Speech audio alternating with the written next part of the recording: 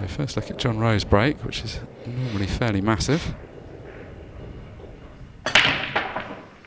And we see a cue ball going airborne.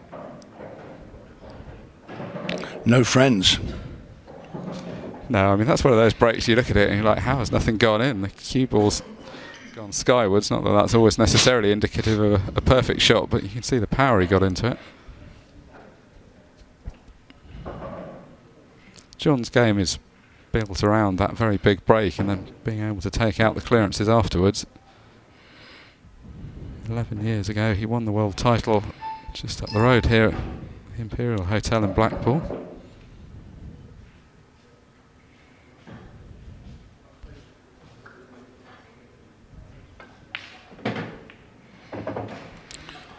Nice opening shot in his frame there from Davis. Just kicking the other yellow out. Obviously knew he was going to land on this one at the top. Still a dodgy yellow down at the bottom left hand side of the table, Mark, where it's just stuck behind a red, so there's no formality finish here. He's got a bit of work to do. Yeah, no balls particularly near that one, so although there's a decent margin to play into, he's going to have to work for it. He's pretty creative. I think that's perhaps one of the elements of his game that's a bit underrated. You see him go about some finishes that are actually pretty high tariff and always looks in reasonably good control of it. Wonder if he's actually looking to go into that yellow right now. Well, he tried to, and he's come around the back of it. And now it's now become a heck of a lot more trickier now. Yeah, you can see what he was thinking. I mean, he obviously had the angle to drop in behind it because that was the line he ended up taking. He could have made a case for that. From the demeanour around the table, it feels like he still has a plan and is still comfortable to go for these. I think he's just come up just a roll short of where he wanted to be there. You just saw him stop in his tracks as he stood up. I think he's struggling to find an angle now to get down to this bottom table. If he strokes this one into the corner, he's not going to have the angle on the one in the middle to get down there. So I think you've got to play into the middle with the yellow that's more central right now.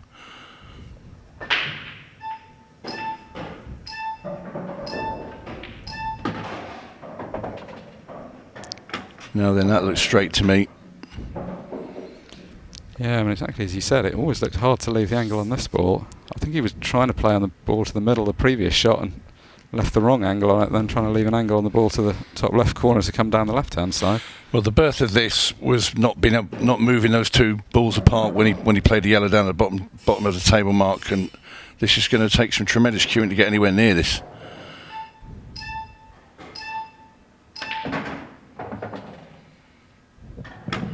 And that's the best you could hope for. He's left himself a double into the middle.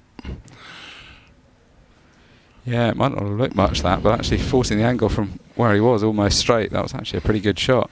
Well, these sort of slide to the right when you play these, so he wants to play it a little bit narrow into the cushion. He'll stop the white dead for the black in the same pocket should he make this yellow. Ooh, just caught the angle. Now we're going to see John Rowe with a first go at an open table and the ball's in front of him. So this is his chance. He's been waiting for. It may well be that his first shot's the most difficult one. If he can get in, the ball's all looking nice. I'd be tempted to take the red up into the top left there, and it's just on the rail, because if you miss that, you're going to snoot your Aaron Davis on that yellow. Just a bit of security. Can he get through directly to the one? Oh, he could get through directly to the corner. That was okay. I thought he had to play a plant to that one.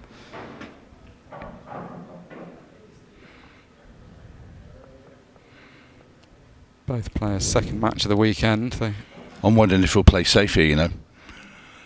You know, this is only his second cue at a ball, and if he takes one of these into the centre and he did sort of rattle it, he's going to leave Aaron Davis on that yellow. So I'd be tempted, play over to the left-hand side of the table, just bump that red off the rail and leave him snookered.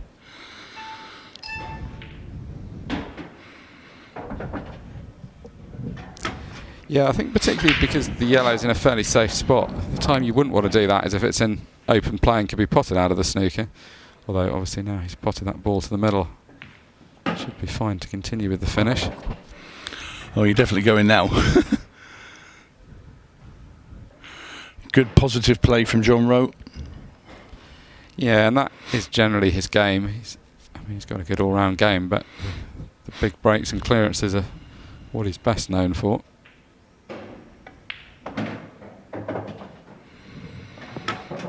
These balls link up pretty nicely. Drop the ball into the left centre.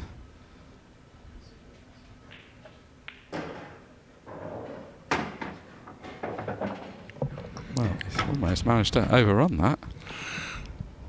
Well, luckily he can get to that red into the top right-hand corner.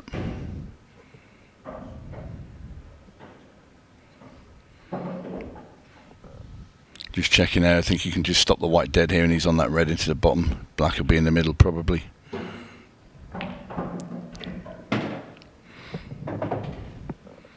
Fortunately for him, it was one of those finishes you could go about in several different ways. Everything was quite open.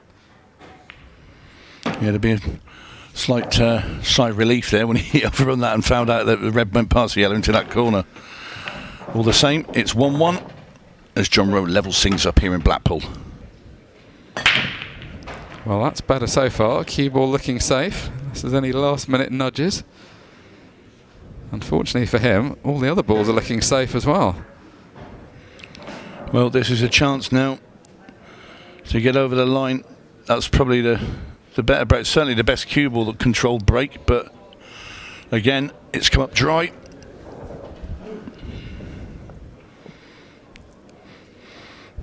Yellows look the colour for Davis.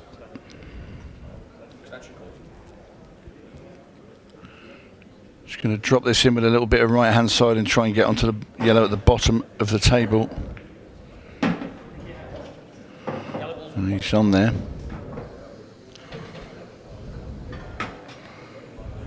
If he can get rid of that one off the bottom rail and then the yellow that's just above the cue ball, now he wants rid of these two, and then the other four are all again joined together and will link to one another, and a simple black into the bottom corner, and that will be end of the match.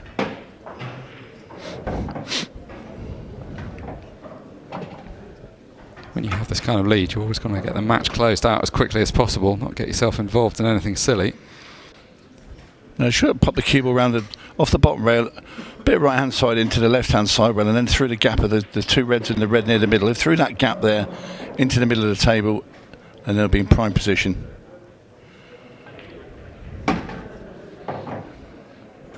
exactly as you say. It's quite a nice gap, that. It was just the kind of natural route off the two cushions.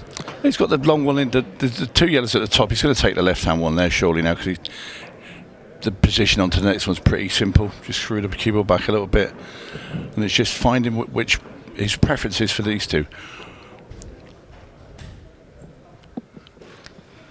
More difficult pot this, but a good ball to get off the table. Yeah, I think he's looked at that and thought, I don't want to be trying to weave between those two balls last to the black, whereas he's gone for the bottom two first. And in hindsight now, he's made the right decision, because he's played a very good shot and put himself in plumb position, and just the end is 9 out for John Rowe. Unfortunately for him, but it's been a pretty assured performance from Aaron Davies, though. It's very smooth. He's phenomenal cueing balls down the rail. Yeah, it's very hard to find much fault with this performance. He's going to be happy with the morning's work. If John's break had gone differently, it could have been a different match. Yeah, he's missed a couple. There's been 2 balls in the match that John's missed, and he'll sort of, it won't dwell on them, but he'll look back and think, that changes the entire dynamic of the game, especially one was quite early, wasn't it? Yeah, he missed that very surprising red to the right centre early on in the match. So, warm handshake from John Rowe. Disappointing morning for him, though. Just never really got started in that match.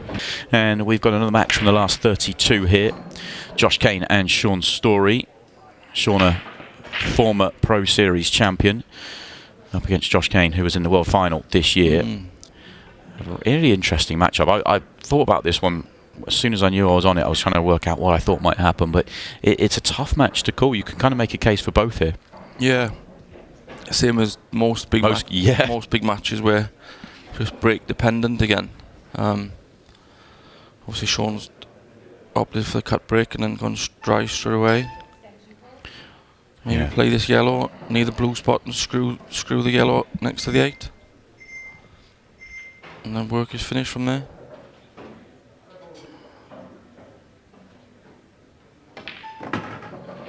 Nice shot. Just like that. He's on that. I think he should play the yellow just below the pink spot now. Get rid of them. Then work his way up. 2 at the top last. Yeah, or he could get rid of this and play inside the 8 and the red for the middle yellow of the 3. No, he's played that. It's the same effect, really, I suppose.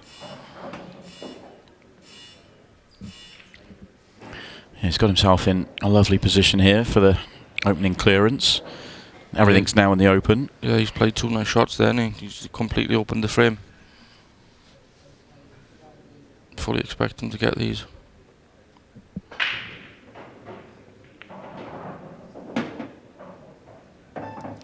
I'm not sure if that bottom yellow passes, but the way he's played that, oh no, I don't think he does it?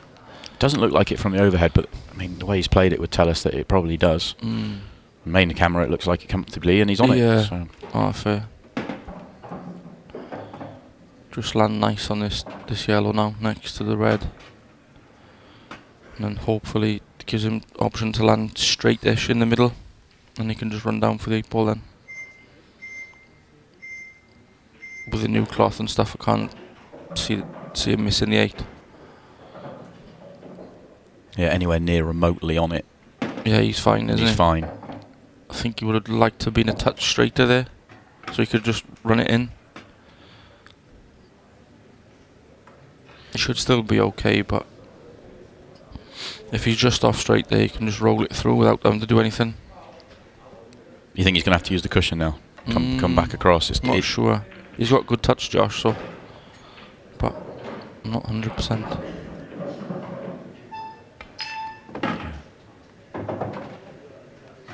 Controls it lovely. Could have done with an extra turn maybe, but he's still going to be okay. Yeah, he'd have loved one more roll, wouldn't he?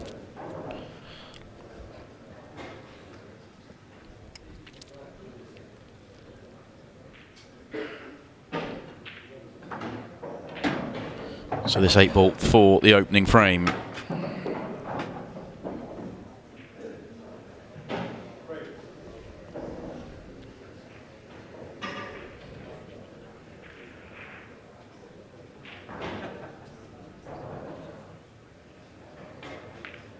Chap. Yeah, very nice. That'd be a good game. White. Turning point, sir. If that Could red be. sneaks past the 8, then he's out. Yeah, they look good, don't they? Very good. I think that flies, to be honest. Just leave it till the last ball.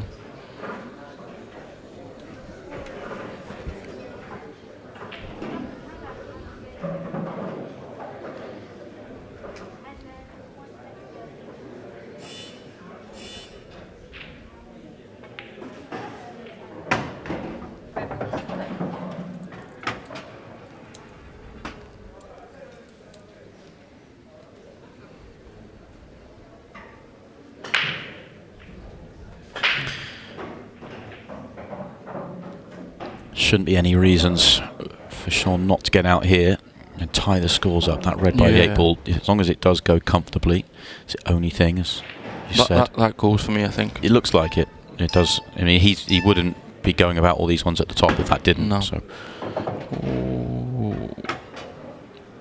Won't want to be playing on that last red off the red on the pocket, though. Needs to be getting rid of this for me. Not obviously, I don't think he can pot it now, but yeah, just play into the yellow. Just drag through into the yellow.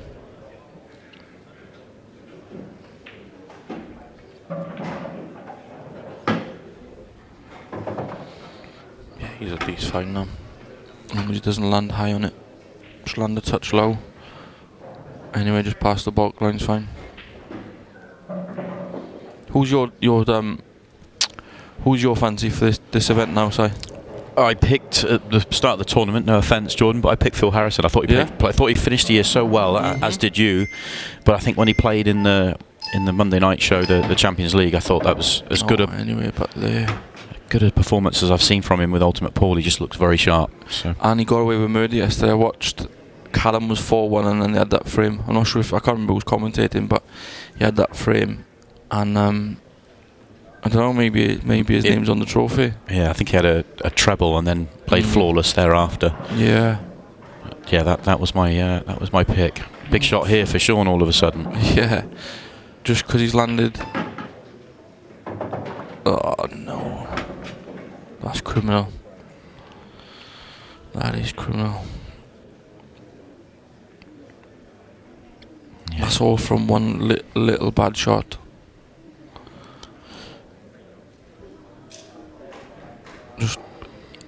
Just land. I know it's easy from here, but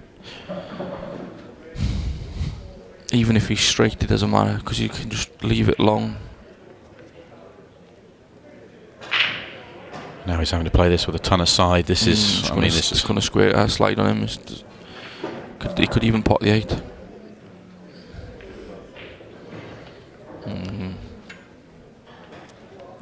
Big chance goes for Sean Story. That really was a huge opportunity. I know Sean's got a great temperament, but no matter who you are, you're gonna be going back to that chair very, very angry.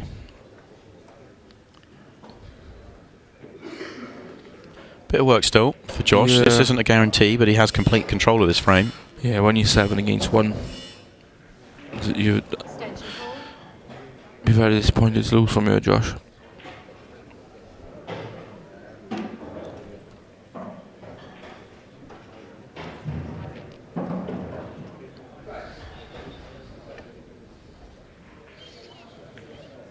Shot.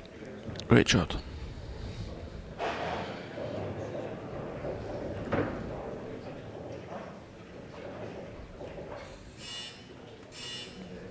Good luck here, Sean. We need a telestrator for you here to draw the lines. Sat-nav Story. Yeah, this is going to take you're us. 1,000,000 to 1, just don't even bother. This is such a minging position to be in. Yeah. You just think, not today, sir. Just time foul. Time foul. He's alright, yeah, you know. He's had a right result. He's had an absolute result here. Obviously, Josh just still massive favourite, of course. Yeah, but that's the thing when you're in that spot. You're not even bothered. Just give him a clout and hopefully put his ball smelly and get yours. In that kind of spot. Yeah, certainly Just not going got to hide at the top, and I won't even be bothered touching this red. Just hide him out the way. Wouldn't you be worried coming off a cushion and maybe finding a way it's too close to a pocket? Yeah, definitely. No, not with the red. Not if you hide the white enough. But that's not for me, that. Oh, no. He hasn't left this on, has he? No, he hasn't left it, but he's still left it long. Yeah, it's an up and down, but I thought for a second I thought he'd left the edge. Yeah, but why is he even moving the balls? I'm no masterclass safety player, but I'm not. Crazy.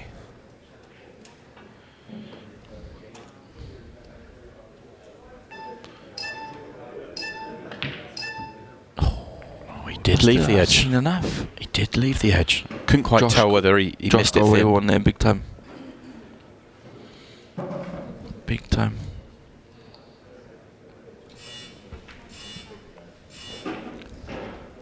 Maybe Josh knew what he was doing all along. Yeah, I mean, even if he got his shot right, he was still leaving a potential up and down. Anyway, it's worked out now. Yeah. And now he's just got to find the touch. This was the chance that Sean had. He had the edge. He's done well to hit that fat reel. Was that a foul? Yeah, that didn't look right, did it? No, that was a foul. Yeah, something was wrong there. That was yellow first.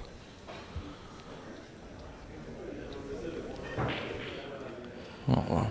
It was very hard to tell in real time, that's for sure. Took the slow-mo to see that one for us. But And it changed the pattern Josh would have went as well.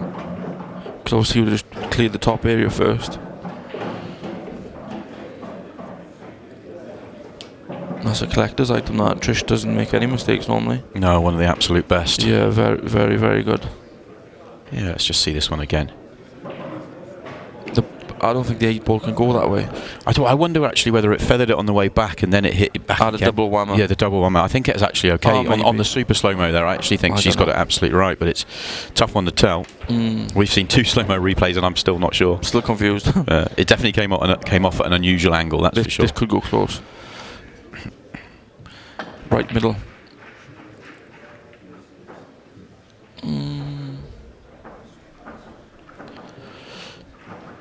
Oh, we just ticked over the halfway point on the match clock here. Just gone a little bit slow on it.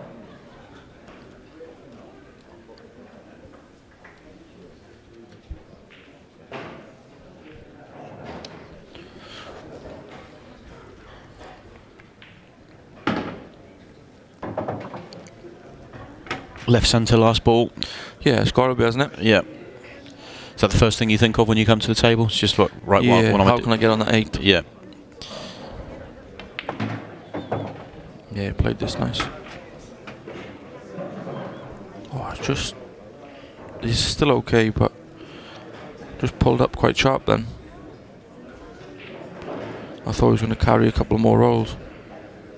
Still obviously no problem.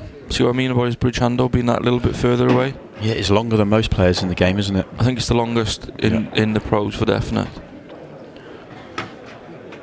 Sort of thing you're seeing more in other cue sports, but very rarely in this version of the game. Yeah, everybody's normally quite compact with 8 ball. But just obviously with how reactive these cloths are, the cloth does all the work for you. You don't really need that long bridge hand or long cue action or anything really. You just dabbing everything in all the time.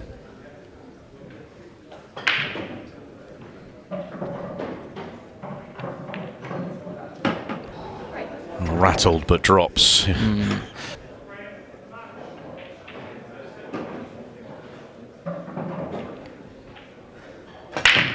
And once again, See what I mean? absolutely crunches in it. Sledgehammer.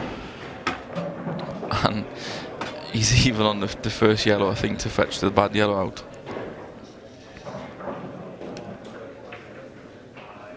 Really impressive, the power and the control. No, great break. Maybe not as easy as you think though, because he's catching like the right hand side of the yellow. Unless I'm not sure what I can't tell exactly what angle he's got, but nah, he's gonna have to fetch the yellow off. Hit the right hand side of him, fetch the yellow off, because he's always going to be on this yellow at the bottom of the table. Just needs that yellow out. Nah, he hit it too hard. White instantly throws. It's such a horrible shot there though, because the pace to hit it, the yellow, isn't going to be enough to get it out. But if you play to the right hand side, just fetch the yellow off the rail, yeah, and leave that for another shot, because the white would have been tracking towards the side rail, and then you could go to work on the bottom end instead. Oh, that's beautiful. Oh, what a shot that is. Beautiful. His touch is very good today. Yeah. Always fun shots to watch that. It hits the cushion and just goes. Just takes off. Yeah, look at the side here. Just boom. Didn't actually hit that hard either. No, just let the spin really just do the work. Yeah. I like to go into them with a touch more pace, personally, but there's Oh wow. my word. Well, that's a shocker. Played safe. Yeah, where's that come from? We haven't seen anything like that from Josh. The only other mistake he's made in the match has been a tricky pot that he missed. I can't believe it. That is very jarring. Neither can I. No, I was thinking that he's out. I was thinking we're wrapping up here.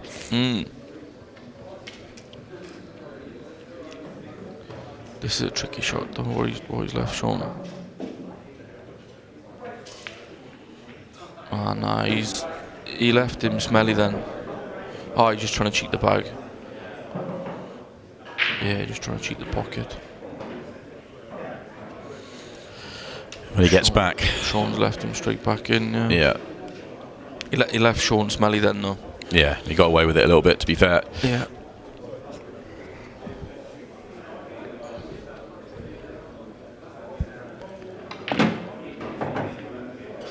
Oh, Oh, he's got away with one there as well, you know. Just flick this round now with left hand side. Just get it round. He should get the gap. Because the side just going to help him. Table will get him out. Just avoid this red. That's near the yellow spot. And he's fine. Needs to go. Needs to go. needed to miss that cannon. That because he played it so slow though. If you hit it a touch harder, you can get the white to throw wider, and he would have got out fine. But he just maybe a little bit of tension in his arm. Yeah, I said he normally smashes through the winning line. There's just a hint of the winning line here. Yeah, this is a tough shot, to be honest.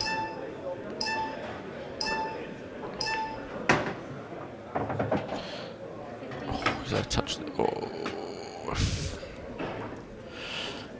Well, this is far from easy. No. If the white would have just sneaked out to touch more, because he's obviously bridging, but shot. Oh, that's fabulous. What a shot from Josh Kane. 8 ball then for the match. Pot some big balls, yeah.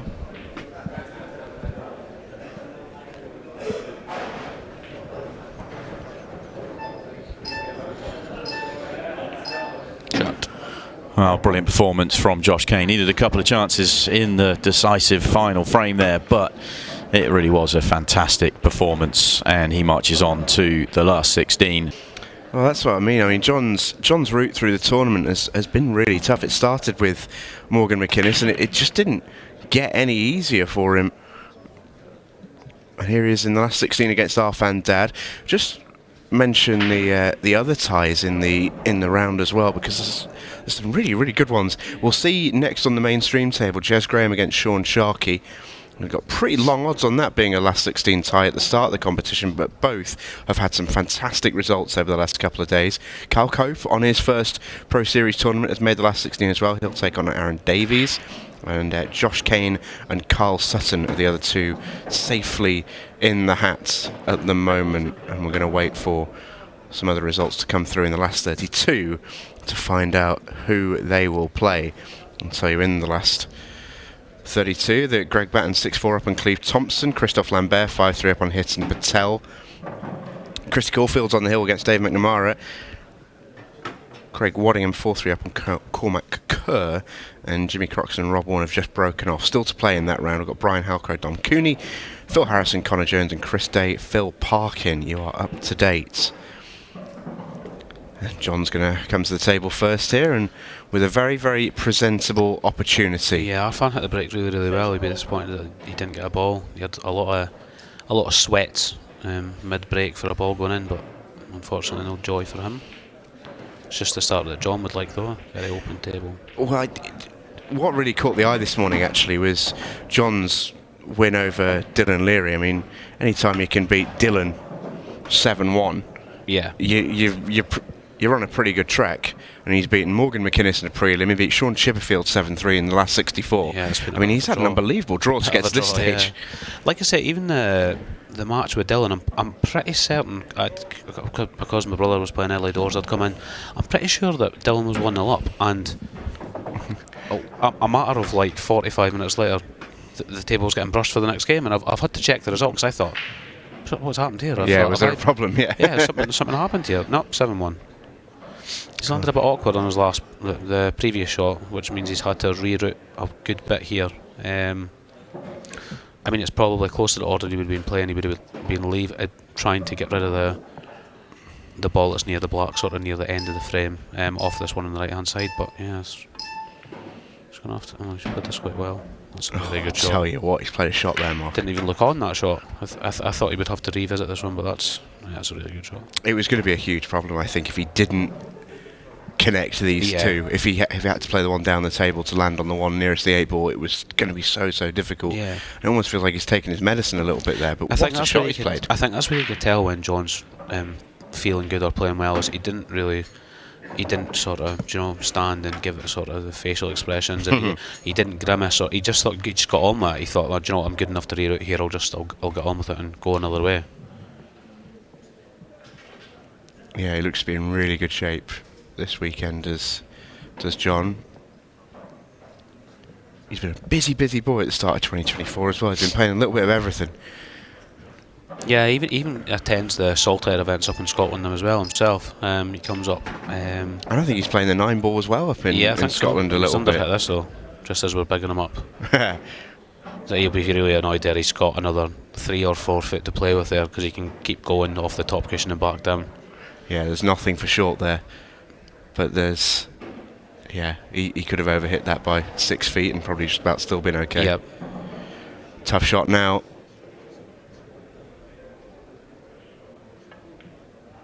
That's an unbelievable cut. Yeah. I didn't even look on our. No, you look from the main camera, and I thought this might not even cut. Is he going to have to go cushion first? But in the end, he's floated it in. Yeah, so it was easier than I think we thought. Yeah, strange one for our fan. He finds himself 2-0 down the next time he comes to the table with the break. He has got such a good cut break. Yeah, that block. The 8 ball was struck in the first round as well, top right. He'd have loved that 8 ball to fall in, because this is a slightly tricky layout now. Because both colour sets have sort of congregated up there, haven't they? I think a yellow goes up right near the end. I love the way he's manufactured the bridge hand on that cut break to sort of spider his way over the pocket and get a really smooth cue. Yeah, I think that's the most uncomfortable. I'm not much of a cut breaker myself, but I do utilise it sometimes. But that's what I base it on, of where I would like to break from, is where my hand's most comfortable. But I think he tries to see as much of the ball he's wanting to hit. Yeah, he goes the other way, doesn't he? And he works his hand around that, basically, yeah. Yeah, so he's just working with the fact that the reds are just impossible here. So he's just going to try and, I think, get his yellow out of danger, I'd imagine, yeah. Bounce it over the left middle, perhaps. So. This is a shot. He's just got to get it out now before John messes about too much with it and has the chance to. We saw a frame really similar to this yesterday with Jess Graham and Tom Cousins, and it ended up being a bit of trench warfare, and the main reason was because the player in our fan's position there didn't take the chance to get the yellow out early.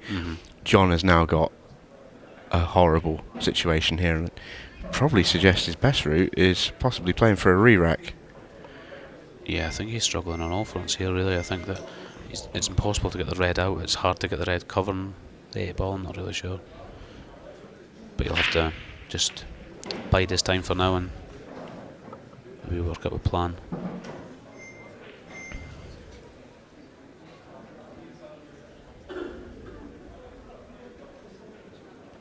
Arfan's not really one of these players, even though he's maybe made an error of judgment in that first round. It doesn't really affect him whatsoever. I don't think he's not tempestuous. He doesn't really let anything sort of get to him. He's speed around the block. Do you know what I mean? He knows how to deal with these situations. Like, he won't panic, or he won't be annoyed. That'll be gone. That'll be in the back of his mind now. I think generally our fans really mentally strong in that sense. Yeah, he is, definitely. He can have the odd, meltdown under the shot clock pressure, and but that happens to everybody. That's not a personality trait, so to speak. I think generally he's a very, very solid player, and he's got something that's quite valuable in this game. He seems to have one of those almost goldfish memories where he makes a mistake in, say, frame 1, and by frame 2 it's already gone out of his mind. Yeah, I don't think it's going to make any difference to him in this match. I just think the only difference is numerically. Do you know what I mean?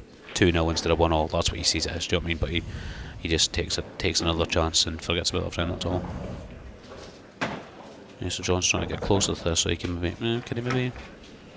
It looked like he tried to play into it. Yeah, maybe, but it's hard to tell if he can ever get this sort of a little by the. Do you know what I mean? Like, yeah, the 8 ball looks very far in the pocket, so he's obviously trying to get it wedged in there so he can maybe perhaps get it past, but he's only going to get sort of 1 or 2 chances at that. You see, that still doesn't look like it passes, but again, it's just giving Arfan more time to. Do you know what I mean? He has a little free stab at a finish, I would imagine, again, if this doesn't pass. Yeah, free stab at the finish, but he has to get them now, because I think John can probably do a bit more with that. Yeah, it definitely looks more possible. More, don't know. It's kind of hard to tell. It is actually hard, yeah.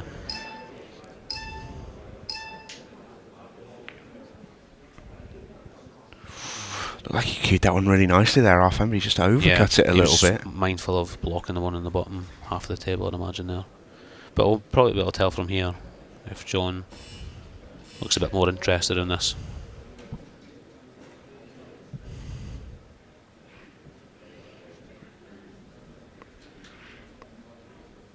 Thin cut back on the one to the right centre. Yeah.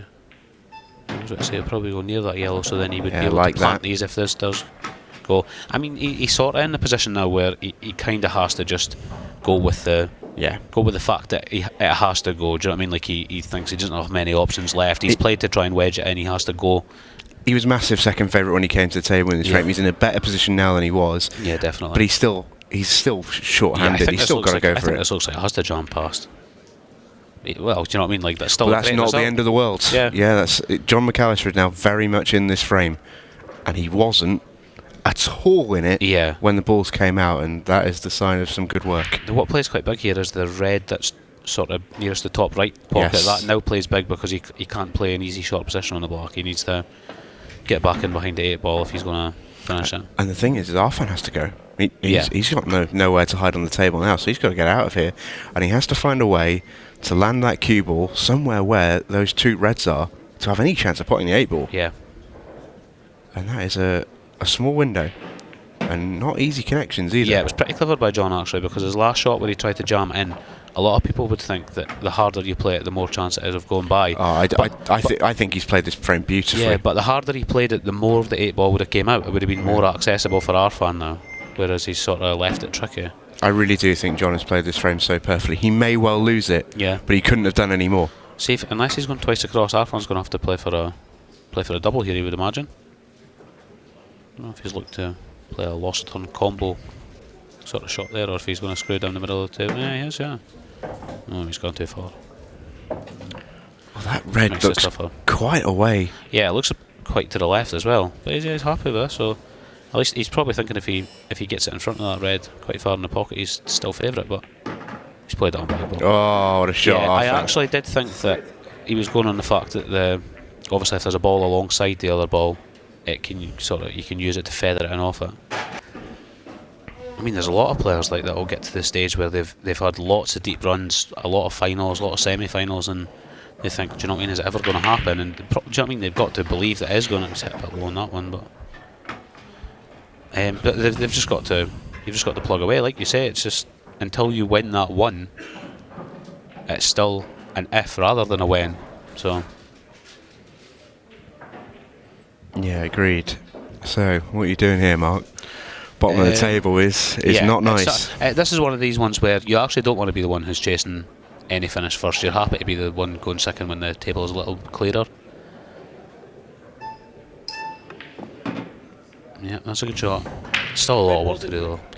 Yeah, can you maybe look at playing one of the reds near the left middle, off the red? Yeah, it's just, I don't know how he can attack the one. Yeah, so he is actually reeling in a little bit here, which is good, because I think it uses it, well... That's a bit of a nothing one, actually. Yeah, because John's only he's not covered any of the yellows. John's only one cannon or one good position away from winning the frame. All the yellows go, so... Yeah, it was a bit of a loose one. I feel like that was a bit of a frustrated one, though. I think actually in normal situation, and you weren't reading the scoreline, maybe at 0-0, I feel like Arfan would have maybe even not gone for reds at all. Like he would have maybe just sort of put a little safety and just said to John, on you go, you have a stab at them. But I think he maybe thought, do you know what, and maybe to make something happen here, John's not making mistakes, I'm going to need to make something sort of... I think that was the feeling for sure. I think that was absolutely the decision taken. Is it a decision he will come to regret?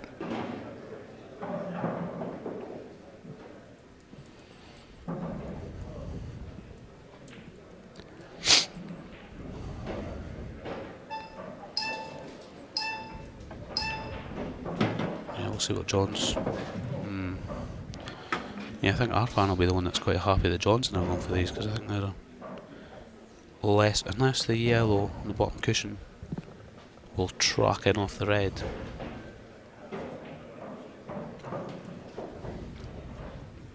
We'll see here when he lands in behind it. Yeah, so I think a delicate one here, off the cushion, off the red, free the yellow, and he'll have the angle to chalk back up for the last ball. Oh, this is match ball, it feels like. Yeah. Get this one right, and then the next shot plays itself, and then you've just got to mind your work, really.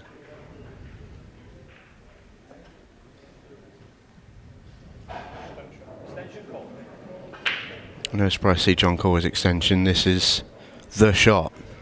All comes down to this. He's played so well in this match. Yeah, I don't think there's a major margin for error either. I think he does need to play it sort of. Yeah, look, it doesn't. Oh, Yeah, he's put it really well. Brilliant. Yep.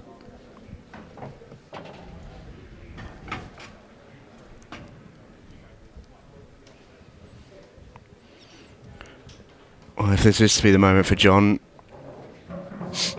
he has played so well in this match. Needs to go, yeah. See, it's It's almost. the only thing that's caught him out. He's played 3 of those shots now. Yeah, it's kind of like you say, the nothing for short as well. It's He could have been 4 feet long.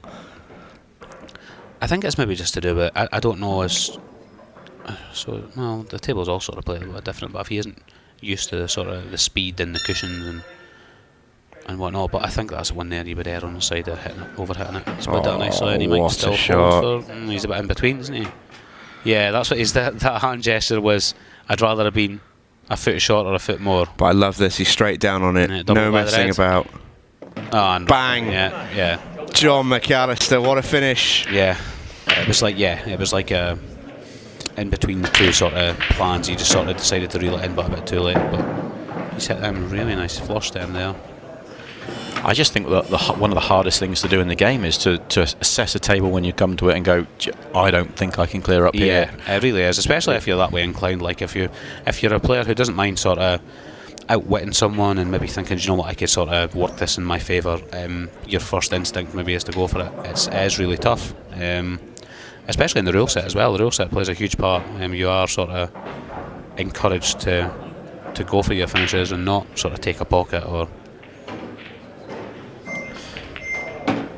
Yeah, it's an aggressive rule set, but there is tactical play in it. But yeah, it's players want to go and believe they can get it at all times. But well, if this red doesn't go, it's not work for him. I was going to say, I don't even know if we need another camera angle after seeing the reaction from Sean. That tells us that this is probably it's either very tight or doesn't go.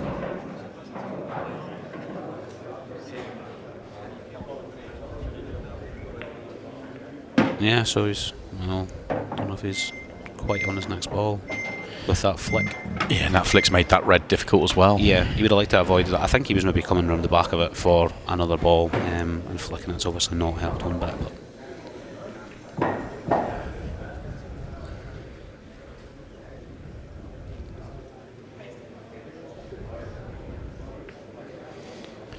So he has pulled back this time. yeah, it's a pretty horrible situation for Jez, even though he's back to the table. He doesn't really have an easy way of going about this for him now.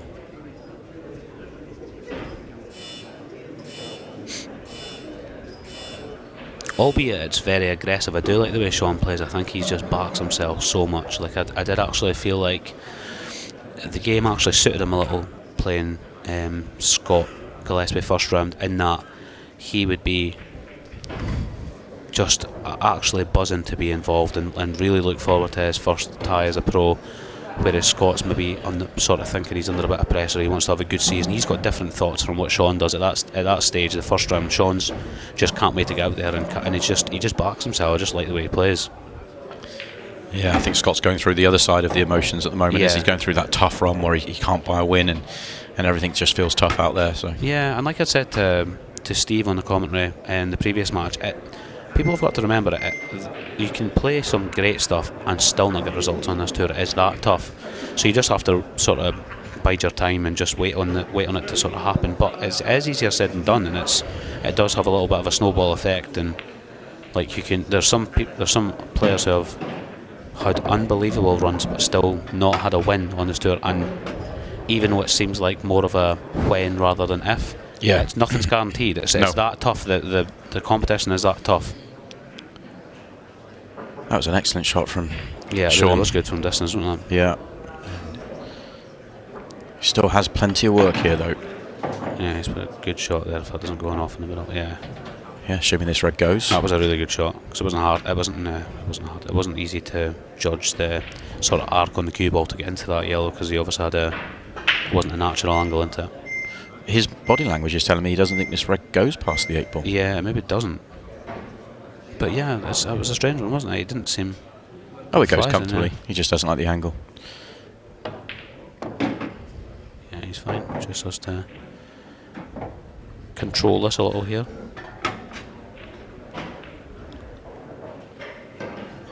Yeah, he's thinner on it than he would have liked to be, but I'm sure he'll be happy when he thinks back to where he was 4 shots ago. Not so much so that he's tried to spin it in. Yeah. He's been a little bit fortunate. He can still see the 8 ball. Still Yeah, not I thought he ideal. would have opted for the sort of dead weight and just leave yourself, take your medicine and just leave yourself a tougher black rather than try and spin that in there. Assuming that the cue ball beats the yellow here and doesn't come in, the yellow doesn't come into play, he just has to concentrate on the pot here, of course. Yeah, great shot. Never in doubt. Right in the heart of the pocket as well. Big break and chance coming up here for him. He's controlled that well, if nothing. Can, is it? Yeah, it's a very nice. But he took a little bit off that, didn't he? Actually, didn't wind it up as much. Yeah, but you could really sense that every bit of power he puts into this goes through the pack. Yeah, he's having an anxious look. I don't really know if he's on much on the first shot. Like, they split really well, and I think this bounce here maybe just takes a few, like the shots to the centre. I don't think he's on much. He might be having to sort of cut this plant back. Do you think that's maybe his only? He's got no shot. Yeah, it's But unbelievable. Look how- how much they've split, far and wide. And that on the back of the bounce out last break, and that's tough for Sean. Because this is probably a comfortable enough plant if the cue ball is going nowhere dangerous, nowhere near and off in the middle, but you'll feel like he's sort of forced into it because of how good his break was. Oh, that's yeah, excellent. That's good. That's a great shot from there. It's- And even if it's not came out just as quite as good as he'll be relieved. He'll be relieved that he's not. At least he's been rewarded for how good his break was. Yeah, and it's not ideal, but he has got a shot. That's the important thing. He can get into this visit now. That was an excellent plant.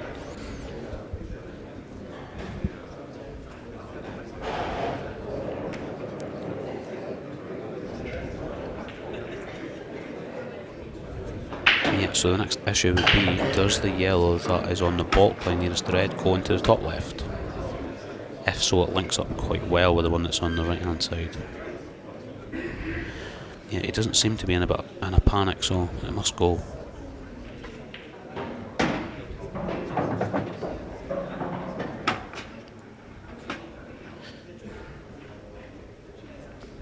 So I say there's maybe a case to be made for playing the bottom one now if you can get similar to where the cue ball is. Just I don't know how easy it is to get from the one on the bottom line down to the. Yeah, so he is playing that. Get back on the line he's on now would be absolutely because ideal. He doesn't really need to do much from that one that's on the break line to land on the 8 ball, but he would need to play a good shot to be on that one he's just potted. Yeah, that's a great shot. Right choice in my mind, I think, anyway. It just gets far enough across so he is close enough to the straight just to drop this in.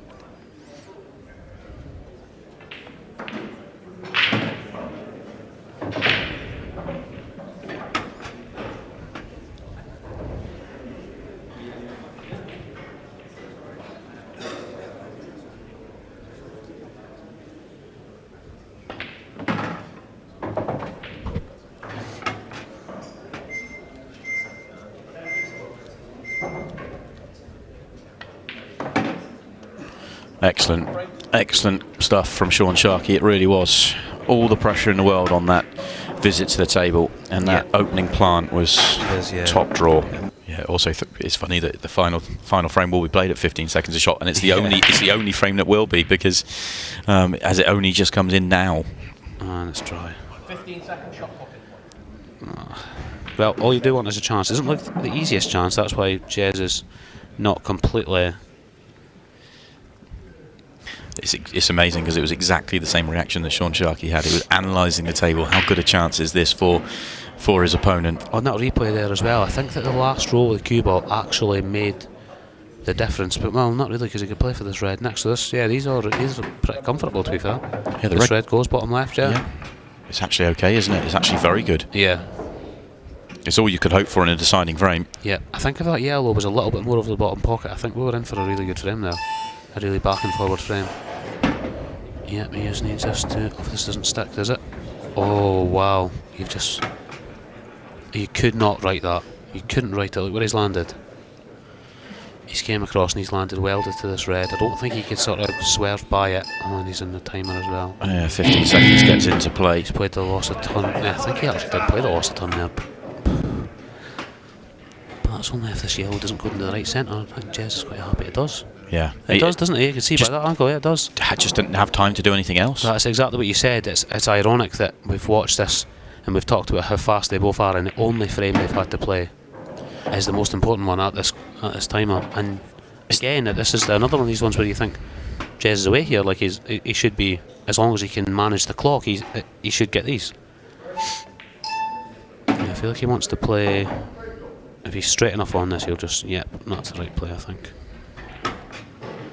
Is he straight enough though? I think he's got just a turn of angle. Can he just drop it in off the straight jaw? He's spinning in a little. Okay. Yeah. And here you're just making sure you're potting now. You don't need to worry about anything else. You don't need to worry about where the other balls are. You're just potting this ball here and just feeling like just don't chuck a bad one in after playing really well. Of course the beeps are going off. He's played that really nice. Again, this looks comfortable, so it looks like you can probably just take everything out of the equation here and get your cue ball away from the reds, the black. Just get it out of play here. Screw it down to the bottom cushion if you can. Yeah, oh, that red's actually helped him a little bit. But look at this, the black doesn't go into the bottom right anymore, so he's going to have to play a shot here. He's going to have to come around for the same pocket, probably. So near the right middle almost. Pot it thin, just don't underhit it. Oh, I don't know if he's even played that. I don't know if he's on it. Oh, that's a pretty good shot if he has played it. I thought he was trying to come high of the 8 ball. That's massive for Jez. He'll feel really good after that. What a match. I must admit, I'm good friends with both of them, so it was obviously I just wanted the last frame to not go scrappy. But that was some mental strength there from Jez. I must admit. Alright, John's a break. Notice both of these are using their playing cues to break with.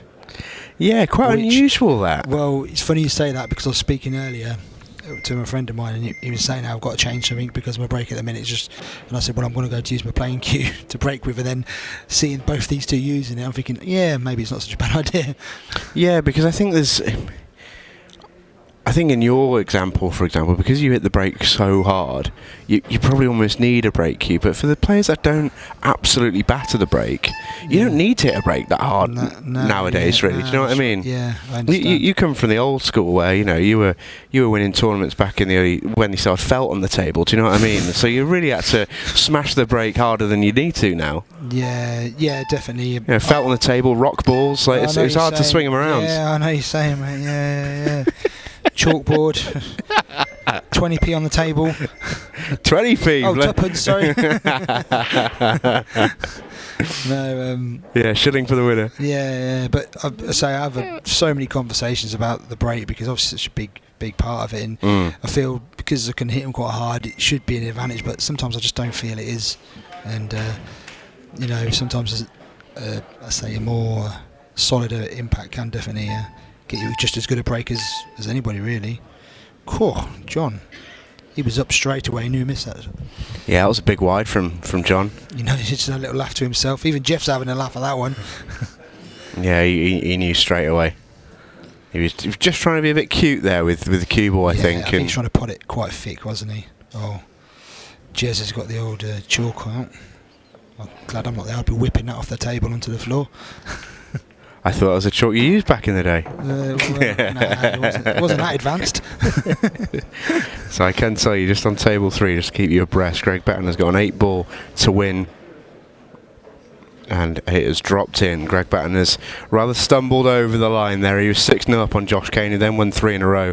But Greg Batten has taken his opportunity and is into the Ultimate Pool quarter-final. He will take on Aaron Davies. It follows this match that you're watching right now between Jez Graham and John McAllister. And John McAllister is going to get back to the table.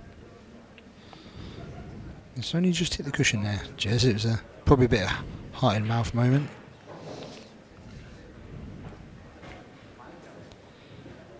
Yeah, I don't like seeing that chalk about at the moment. Not a fan of it at all, especially on these sensitive tables.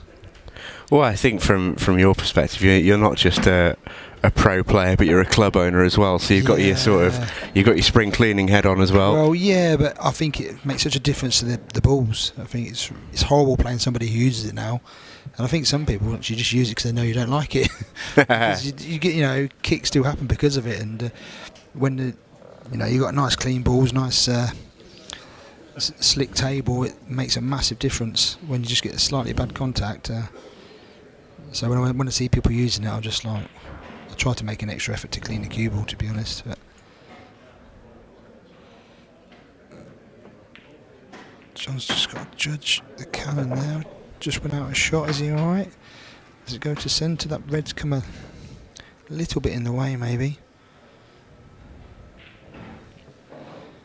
But if he can get up past the other yellow they will all have a pocket after this. After he's potted this.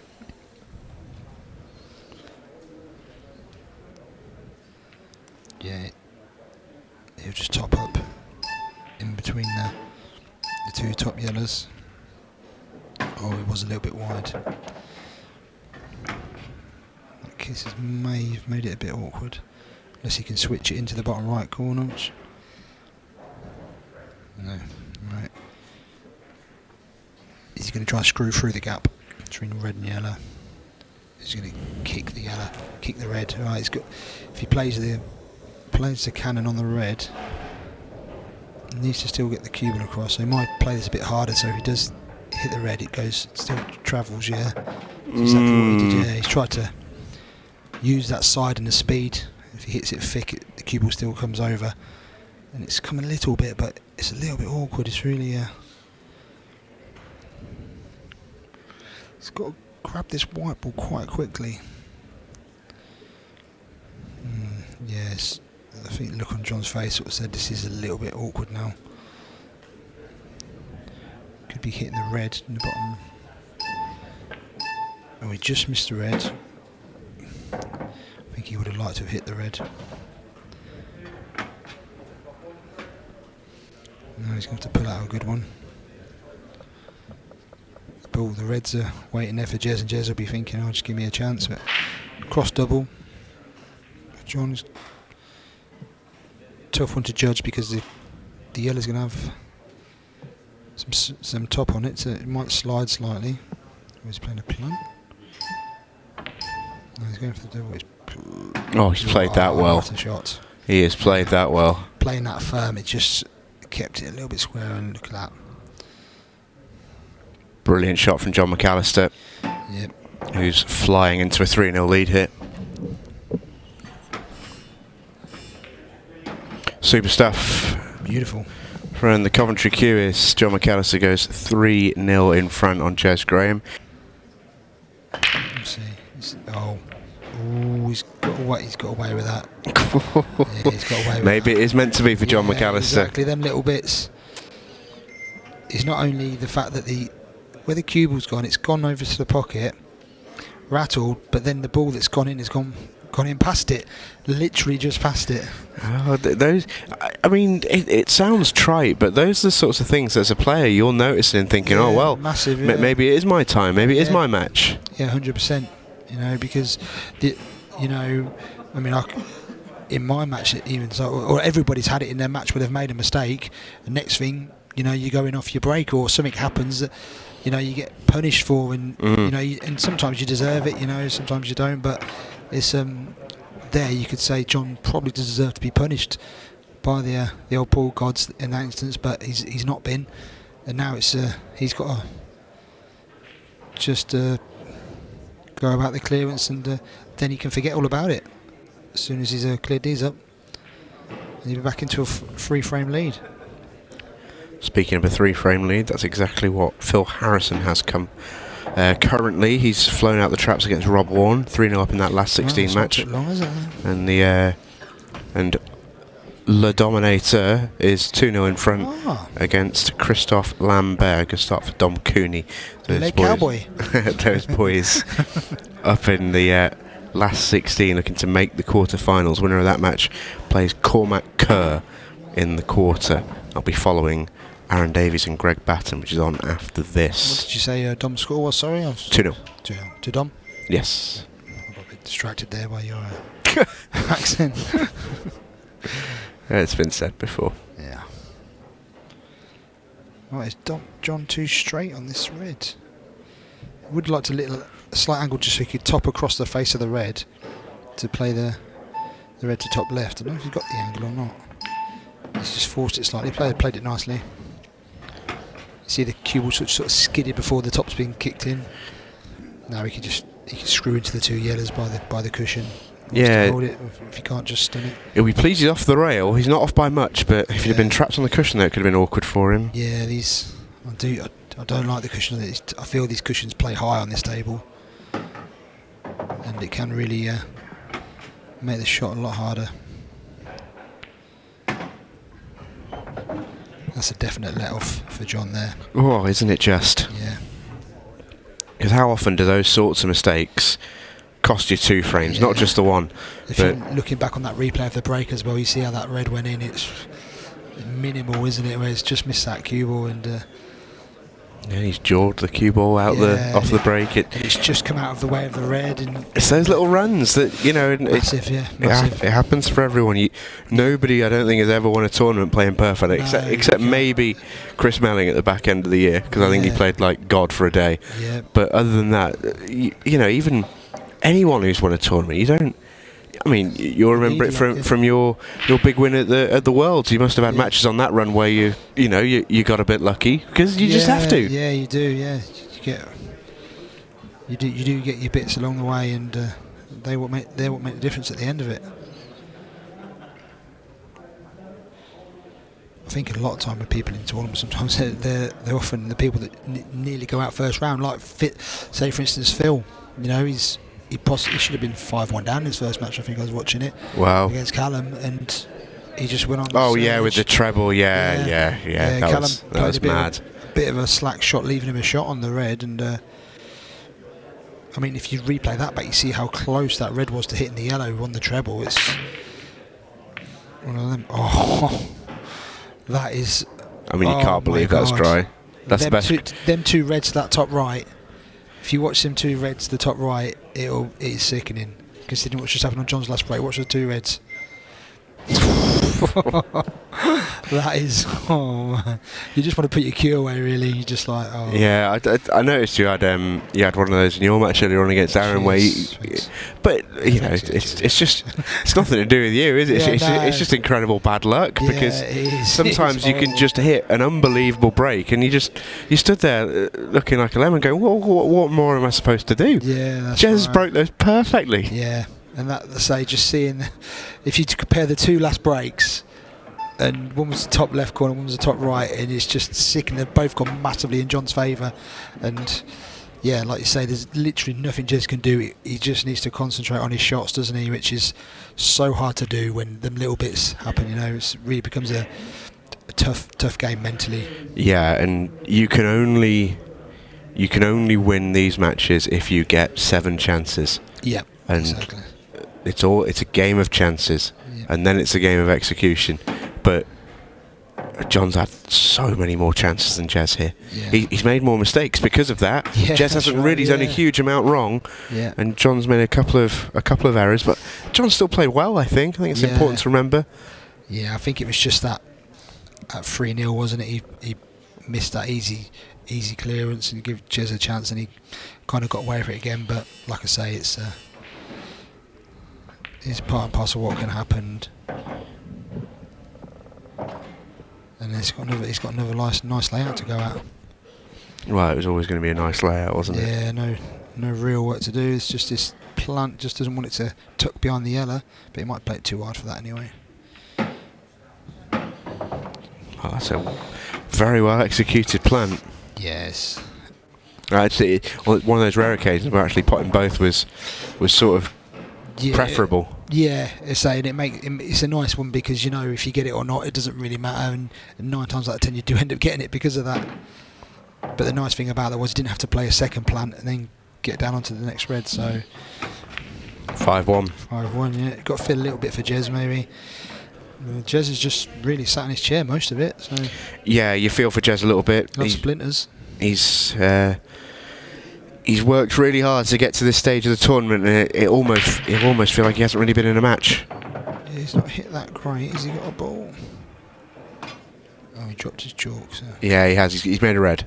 He's made a red. Not sure where, but I did a quick tally up afterwards, and yeah, one in the middle pocket, straight in as well.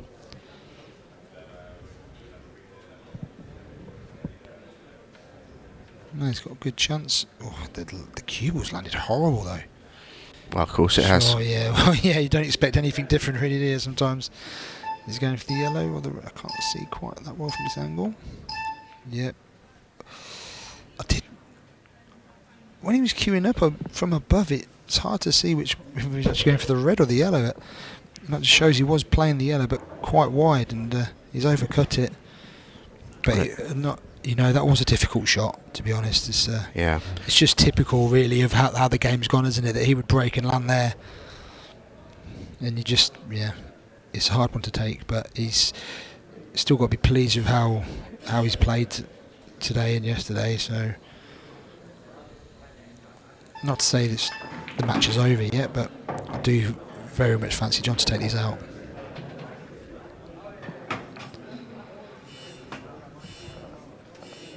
And it does seem like he's had it fairly easy, John, with the chances he's been presented, and he's had a few difficult moments, but he's dealt with them. And well, he's just played well. He's a top class player, John McAllister, and he's just played well. He's been blessed with the lion's share of the chances. There's no mistake about that. But he has broke quite well. He's had a couple where he's been a bit fortunate, but he's generally broke well.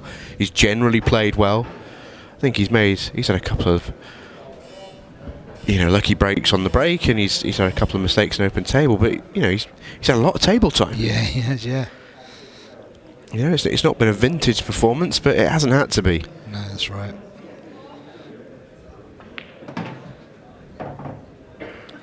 The black goes fairly comfortably into the right centre as well, doesn't it? Well, you'd assume so. You would assume so. John's played that one a little short as well. Might have to run up the table here to the top red of the two. Leave the one near the blue spot till last. I don't know why he always keeps saying blue spot. I don't know why. Well, he's a long way short here, John. Yeah. He's a long way short. Yeah, he was short on the last shot. He's short again. Yeah, and this cue ball's.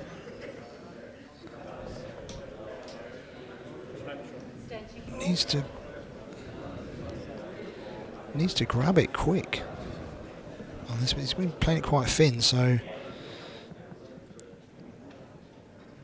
is he going to be cannon into the? Right, so he's going to go bottom left. He's going to try and come around the two up near where the cue ball is now. I would say. Oh, he's playing a skill shot. Look at the yellow. The yellow is in that pocket very nicely. It's one of them. You don't have to hit it very hard to get this following through. Yeah, and you always fancy John as a coming from a black ball background. He's handy at these shots. Yeah, the only thing I'd say is I don't know what he's got to do with the cue ball. I know he's just going to run this in now, but if he landed it slightly different, I don't know what he would have been doing. Cue ball. It's one of them you don't really want to hit too hard. Oh, good shot he's played there. I mean, he took a big chance there. I think he had to. I don't think he was on anything else. So that's what I mean. There's from the shot before, like really. Yeah. I think but I think he's made a mistake in the visit, and he's just had to pull one out the fire a little bit. And in the 8-ball goes. It's a similar finish to the one that got him out of the woods against Arfan Dad, and it is an Ultimate Pool Pro Series semi-final for John McAllister. Had a chance in the last frame. Had a decent chance as well. Just couldn't get himself across the line. It's a poor break.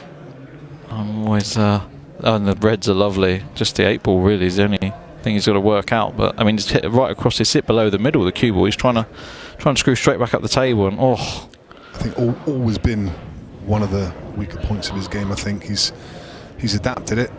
He's got power. He just he does. He's one of the ones who more consistently comes across the cue ball like that. Yeah, he's got that bespoke break cue that he uses, and quite an unusual breaking action.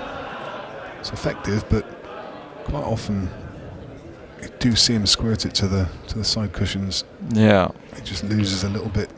I mean, I can't tell you how much you've got to miss-hit it to hit below the middle. That is, you very rarely see it from the pro players. Yeah, if you could get that kind of frame by frame slow motion, you'd have seen the contact on the side of the front ball, wouldn't you? Yeah, it's like a front ball cut break basically. Yeah. When you're trying to hit it full ball, but anyway. What a delightful layout. Yeah, and that's where pool can be such a cruel game, because Greg's had that bounce out where he would have probably comfortably got out from his break. He's 1-0 behind, although he did get chances in that. He did get another chance, which he didn't take in that frame, but it was a much harder chance than the one he originally had, where the bounce out happened. And now Aaron's, hit a poor break and ended up... I mean, he's not out here. The 8-ball does still need to be got on. There's no obvious ball to track for the 8, so certainly don't want to be leaving the one over the bottom right corner till last. And then that it's not easy to get back out from there to something else. So there's work to do here. It's just to see how he goes about it. Nearly missed that one. And he's played for this one over the pocket, but because he popped that ball so thick, can he see enough of this? He can definitely pot this, but can he see enough to get the cue ball back out? So he wanted to be dead straight. Yeah. And if he's not, he's really chasing now. Yeah, he may not be able to take that now, but... He's used his extension as well. He's got to play a shot here. He's not going to have much time to line up. He's not a kind of one poke and hit kind of guy. He wants to have a few little feathers and... Still got a chance, but that yellow's a bit annoying up the top. This shot, if that yellow wasn't in the top right corner of the table, you'd play this red up the table, 2 cushions, and you're tracking a nice line. You want a kind of half ball angle to get back across the table for the 8-ball off the last red, but he might try and dance around the yellow. He's going to try and screw off one cushion above it, so lots of screw right hand side. Just come back towards the middle of the table. Doesn't want to be too straight. He's overhit it because of that. Well, that's a very, very small window to get into now, isn't it? This is nasty. So the thing, if he can't really leave the cue ball where the red is now, it's too thin. And if he tries to screw back for the next, so he's above that yellow, if you like, this was on the middle of the table. That's a very small window between those 2 yellows, and it's still going to be a bit of a smelly 8-ball, even if he does find it. He's going to move this back about a foot and a half. Perfect. Just going to have enough of the 8 sticking out. That's a lovely shot. Yeah, you can see this. Played that nicely. Yeah, he judged that really well. You fancy him to get it, but it's been a bit of a journey, this finish.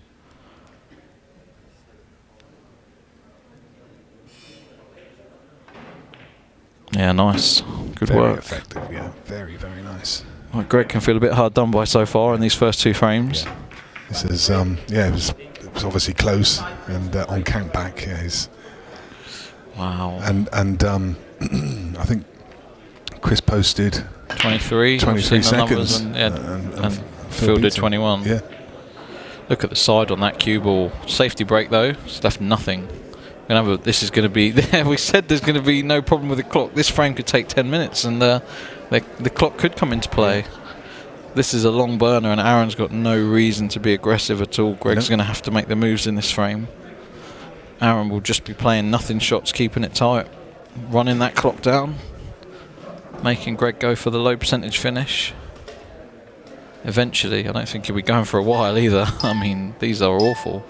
Problems all over the table. And a foul. It's not even going to be the worst thing though. What's Greg going to do? You can't clear these up. So what's his plan? I'm not saying can't, but there isn't a finish on here realistically. No. So that's not the worst foul. But it might just give Greg a chance to open the table up a bit somehow. Yeah. Take a colour. Really, the plan is pick a colour and then pot one of your opponent's balls next with the loss of turn shot, and then you're kind of playing with 6 balls each. But this is in a normal frame. Obviously, in a time match when you're behind, He doesn't you know. can't let this drag on. Yeah, it's one of those strange situations where the foul didn't mean a lot. And if anything, if Greg does take a ball and doesn't take one of Aaron's off the table, Aaron is more of a favourite in the frame. Yeah. Because he's got the ball advantage. There isn't always a ball advantage, but when the balls are kind of even like this, Aaron has more options, having 7 reds on the table. So, yeah, that's kind of a ball in hand that's actually done him a favour, really, as oddly as that sounds. I mean, to be fair, the yellows have opened up. If Greg could have left the double on this, I mean, he maybe still has, maybe they all go. He's actually found a little finish, has he? Yeah, they've all got a pocket. I mean, it's a tricky finish. It's going to need really good cue ball all the way through, but there is a chance. It's open. Ideally, it would have wanted to be leaving this one, I guess, and playing the one in the bottom left corner next straight. Yeah. And then the yellow. That is really the only problem yellow, the one between the 3 yellows and the 8 ball, if you like, the one the cue was tracking towards now. That's the one he's got to work out. Yeah, I think he's tried to get across there now, hasn't he? Just fallen short. I don't know if he can pot the one nearest the pocket and maybe bump the red out the way a bit, the one that's blocking the yellow to the bottom left corner. I don't know if that's on or not, to be honest. He might be catching the red on the cushion first if he does that. Push this red towards the rail, a little bit of insurance. Playing the plant then, is he? Yeah, looks that way. It's not a bad shout. I think the yellow will naturally still be on, but it's whether he can. He's trying looking at the thin one. So to be fair, he's freed the yellow I was talking about being blocked to the right centre. As long as he can land with sight of the one closest to the pocket next, then he's freed the other one to the right centre, and this will be a great finish. He's got the gap. This will be a fantastic finish. I didn't really think it was on, but no, nor me. He's found a way, and Greg didn't even think it was on for a while, and then he found something. He found a plant. He looked at it right towards the end of his shot allocation, time allocation, and what a finish he's found here.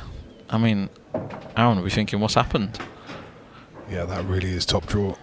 Yeah, he's picked this together really well, picked it apart, if you like, really well. Use that extension and just trying to find the right first shot, and he probably found one of the only shots on the table that would actually give him a chance. I mean, it's very brave going aggressive here because there was a lot of work to do, but this is fantastic pull from Greg. Yeah, top draw.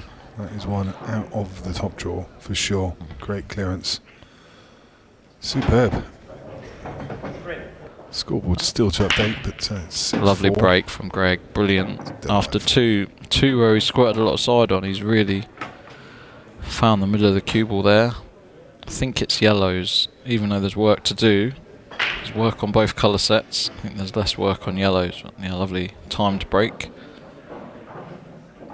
Still really nothing between these players. I mean, if Greg can find it here, then any kind of mistake from Aaron in the next frame, and this still could easily be Greg's. Just having a look at reds. I think the yellow to the left centre is a bit too thin to hold on the one on the bottom of the table. Yeah. So if that shot's not on, he has to take reds. It's just how you deal with the one at the bottom, really. There's no connector to get back out from there. So just that. The only problem, red. Oh, and just because of that, he's missed. Oh, and he's dealt with a problem, red for Aaron, because he can just plant it to the one over the hole now. He's probably just thinking it's another finish that's just needs a bit of work. That wasn't a nice red to have to deal with. But you've got to take it. You've got to at least get there, at least get to that shot. Yeah. So surely Aaron just plays the one to the bottom right corner, bit of right hand side, then play the plant on the bottom cushion. Yeah. Can he get there? I'm sure he can get here. Just float it down with right, gently, nothing too firm. Just lots of right hand side on this to keep the cue ball down the table. He's gone up. Fair enough. Now he plays the plant, then he plays the one on the cushion, does he? Just don't block the pocket. Yeah. Everyone sees the game slightly differently. I like that because he's just opened up the one in the middle of the table wasn't a problem anyway, but he's just opened up. He's had a bit of a heavy contact there. Has he had a kick or has he underhit it? It felt like he'd underhit it. Fair enough. When I first saw it, it felt like he'd underhit it. I mean, it may well have been a heavy contact, maybe doing a misjustice, but it just didn't seem like it seemed like he quit on it a bit as he played through. You're just worried you're going to leave the red in a funny position. I mean, I think I still fancy him to make this off the cushion anyway, so should be fine. But It's just about where the ball goes, isn't it? I mean, I think it'll be all right. Wrong. It's going to be a slow pace he plays this at. I think if he makes it, he'll be fine. Yeah, it's perfect. That's brilliant. Great recovery. A little bit lucky that the red sat so nicely in the pocket. It's one of those. If the red wasn't sat where it was, he would have been in trouble. But the red couldn't have put it better with your hand, where the one stayed near the hole. So yeah, I think this is going to be, barring something very crazy happening, this is game over. Greg will feel a bit hard done by, but he'll also be gutted he missed this chance in the decider. Another lucky flick for Aaron. He's definitely had all the rub. But he's played very well as well. He hasn't really made any mistakes that have amounted to anything. Yeah, I think it's one of those games that, either player, I think, Greg will feel a bit aggrieved. But, neither have really done that much wrong. No, they played at good pace. The match is going to finish before the 15-second shot clock, showing 11 minutes left. So unless Aaron misses, they're not going to have needed to play crazy pool.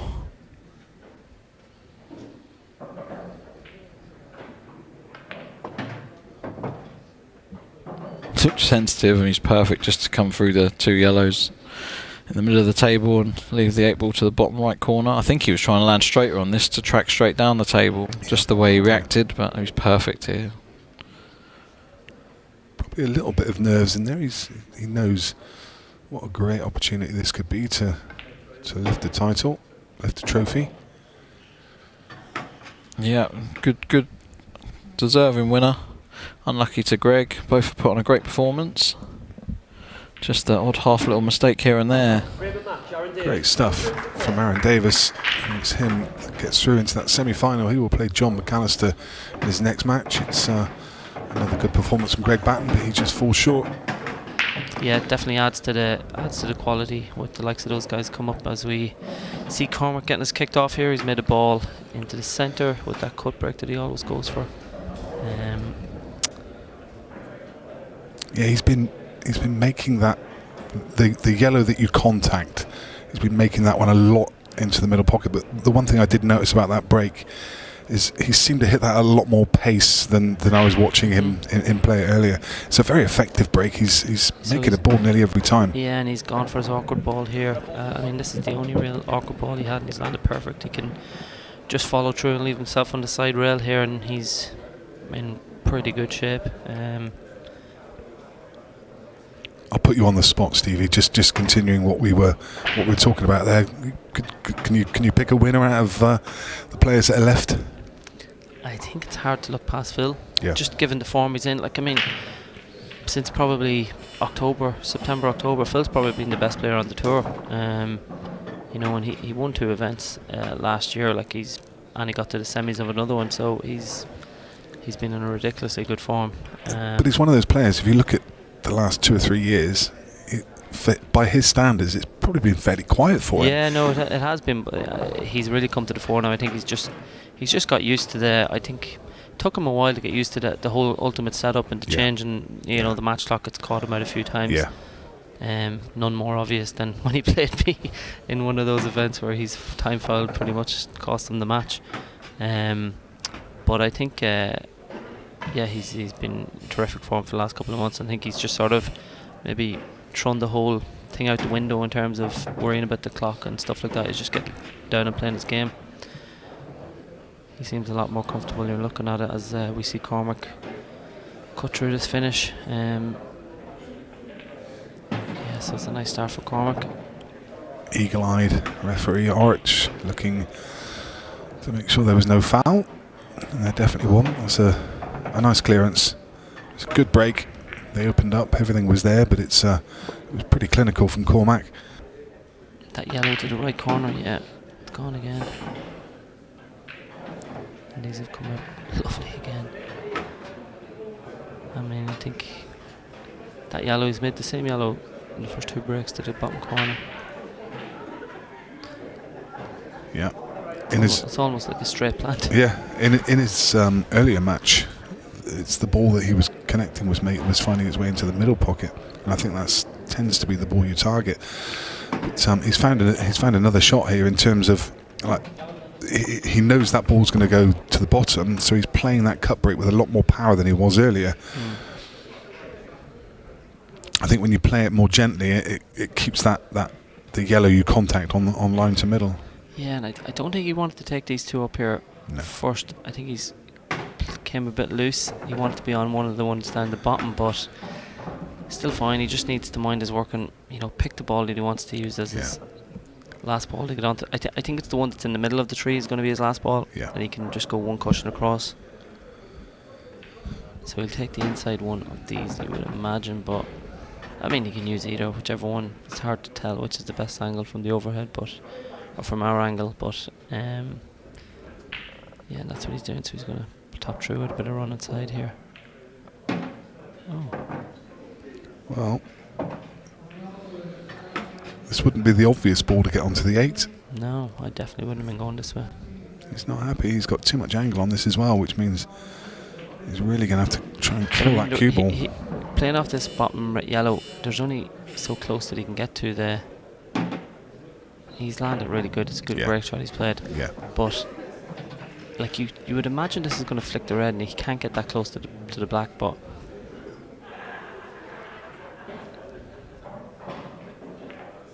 yeah, see what I mean? Yeah. It's still obviously this is a very gettable 8 ball, but I think with the other way you were guaranteed to be up around the centre pocket. Yeah, it just adds a tiny level of difficulty. And we actually still fancy him to get it now, but we're talking to he played that very badly. do you know, so and he's not gonna thank me for giving him the commentator's court there. I was talking to Sean Chipperfield earlier. We were commentating on his previous match against Carl Sutton, and Cormac had missed the ball down the rail, and Sean said, "I'm going to talk to him afterwards because I think I've seen him play a number of shots like this now, and it seems like he struggles. That seems like a weak part of his game, and maybe it's just something he really needs to focus on." And I've got the feeling if they've had that conversation, it might be in his head a little bit now as well, because that's a couple that we've seen him miss today. But not even it was the manner he missed that way, because he was so far away. He looked like he was trying to play it with some sort of side when it was almost a dead straight shot. You can't really play that with side, or there's no need to anyway. That was exactly the point that Sean Chipperfield was making. That when you play those shots, it's a different stroke, and that's not the stroke he's playing. It's an unnatural stroke for that kind of shot, and. Maybe the fact that he's missed a few, even if they haven't had that conversation, maybe the fact he's missed a few, it's in his head now that he's not playing that shot very well. And maybe that is an area that he just needs to focus his attention on, focus his practice on. Because you do play those kind of shots with just a slightly different stroke. It needs to be more confident, it needs to be more pace.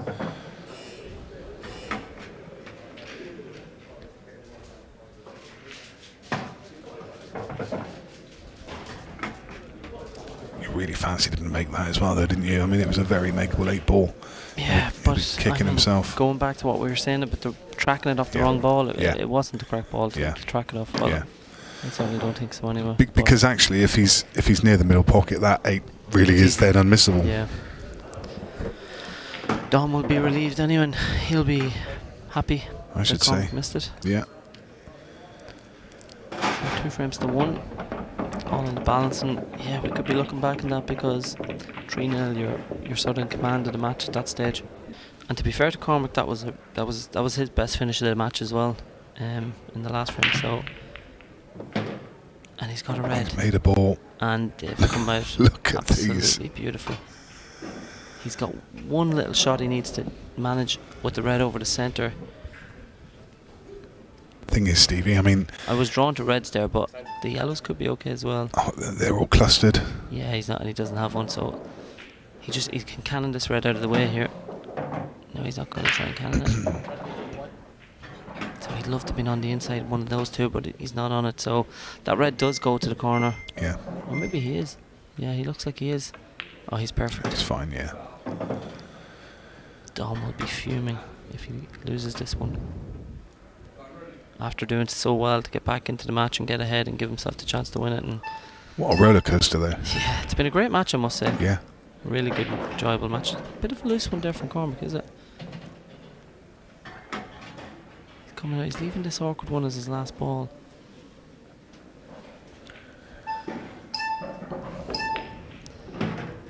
Should be fine. Yeah, he's fine. He just needs to.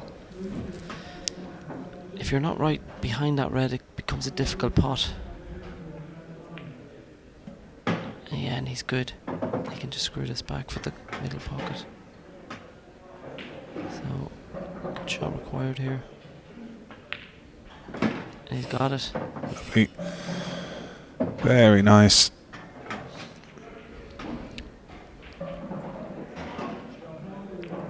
And he's there. A great match, it must be said. And Cormac's just got over the line and into his first Pro Series semi-final. So a huge win for him. Yeah, wow. I mean, what an incredible game, and swung both ways. Both players having the chances. Cormac Kerr comes through 7-6, 7-6, 7-6 in his last 3 matches. A little run of results without much of a performance from him. He'll be pleased with that. So it's Phil Parkin to break off in the 4th and final quarter of the Ultimate Pool Pro Series 1, and that break is going to come up dry. One thing that I think with Phil is he needs to get his break going. I think if he doesn't early doors, and Phil gets the advantage of the match, I think that Phil will show his experience and take the match quite comfortably away from Phil. I think Phil's a momentum player for sure, and if he gets like the steam with him, he can obviously blow away anybody. Yeah, he's a funny player to watch, is Phil Parkin. He's one of my favourite players to watch, actually, because you do just never quite know what you're getting when he comes to the table. He's a bit of a mercurial player. He's got all the shots, and sometimes loves to take the scenic route. Well, that is whatever Phil's tried to do there. That's not worked. Yeah.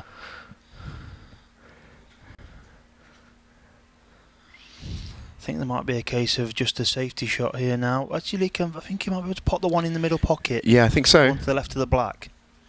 And Yeah. if he plays that, he could run round off the side and the bottom. And I think the red that's next to the other red on the right side rail will go in the middle bag. And with this angle, he could just nudge the red to the side rail as well to open it up so it does go down the line. Yeah, I mean, Phil does this a lot where he looks very annoyed about a certain shot, but I actually think he's in pretty good shape here, especially if the red below the 8 ball goes. I think the red below the 8 definitely does go. If he just nudges onto this and just pushes it to the side rail. See, I don't know what he played there. Because he sort of like... Well, he hit it far too thin. I was playing it with running side to come off the... No. He tried to play it off the yellow. I don't think he did. You just think he missed it by that He much? missed it by that much, yeah. I don't know what he done there, but yeah, he's gave obviously Phil a great opportunity to take the lead, and he's only got one real bad ball, but he's got 2 balls up there, and he's got another 2 balls that go to the middle pocket to get in behind it. So he's got a good opportunity. That's a touch short. I think I might be tempted to stun round the back of the red there and leave yourself short side on the one in middle. And if you did have an angle, you might be able to pot one in the middle, in the left middle, and just nudge the bad yellow out. Playing obviously out into the middle table, he's under hit it. He's going to sort of like have to chase a little bit here. Yeah, it almost felt a little bit sort of like a bit more of almost like a snooker shot where he's played an area. He's like, I'll land in the middle of the table, I'll be on something, then we can get to work. And then you don't land in it. Yeah. I did that this morning a few times. It was a case of that can't go wrong, and then it did. Yeah. Well, he's played a cute little shot there to recover the situation. I think he's actually perfect, to play the cannon here. I think he can screw the ball in middle bag and like just nip the white into the yellow. So the yellow might flick the red. Yeah, perfect. Yeah, he's opened it all up. Yeah, lovely shot from Phil Parkin, and now they are all there. Would be a massive result this for Phil, I'm sure. Inside, he's not getting too far ahead of himself and all the rest of it. He can let us do that for him, but He's underhit that one slightly again. He's going towards the 8-ball here with the white. I know he should be fine, but the straighter on the final yellow that he gets, the better. So, but doesn't want to try and get too cute with it. I think if he leaves himself, see, he tried to pinch the pocket slightly there, and that's what he didn't need to do. That he could have landed the cue ball next to the 8, had just softly screwed it and landed, well, even where the white is roughly now. So yeah, he's just played it into the left side of the pocket. yeah, he's tried to put that as straight as possible, and it's a let-off for Phil Harrison, who had a bit of a funny first visit to the match. Didn't really look settled. Played a couple of quite curious shots. But at this stage in the tournament, it is a quarter-final. It's got that Friday night feel, and you know, these players are human. It might be a couple of early nerves. Definitely for Phil. Well, Parkin. which one? Yeah. No, but yeah, no, definitely for Phil Parkin, because this is a massive match for him. Look, Phil Harrison's been around the block and back round it again. Well, that's so part of it, isn't it? He knows everything about these matches, and he played in the biggest stage, and he's won the biggest events. And so, although yeah, he might be feeling a little bit of early nerves, he'll be nowhere that short. Yeah, he didn't play on the one in middle next. Well, he played on the one next to the 8-ball next. Yeah. The spin is really sort of killing the cue ball off the cushions, isn't it?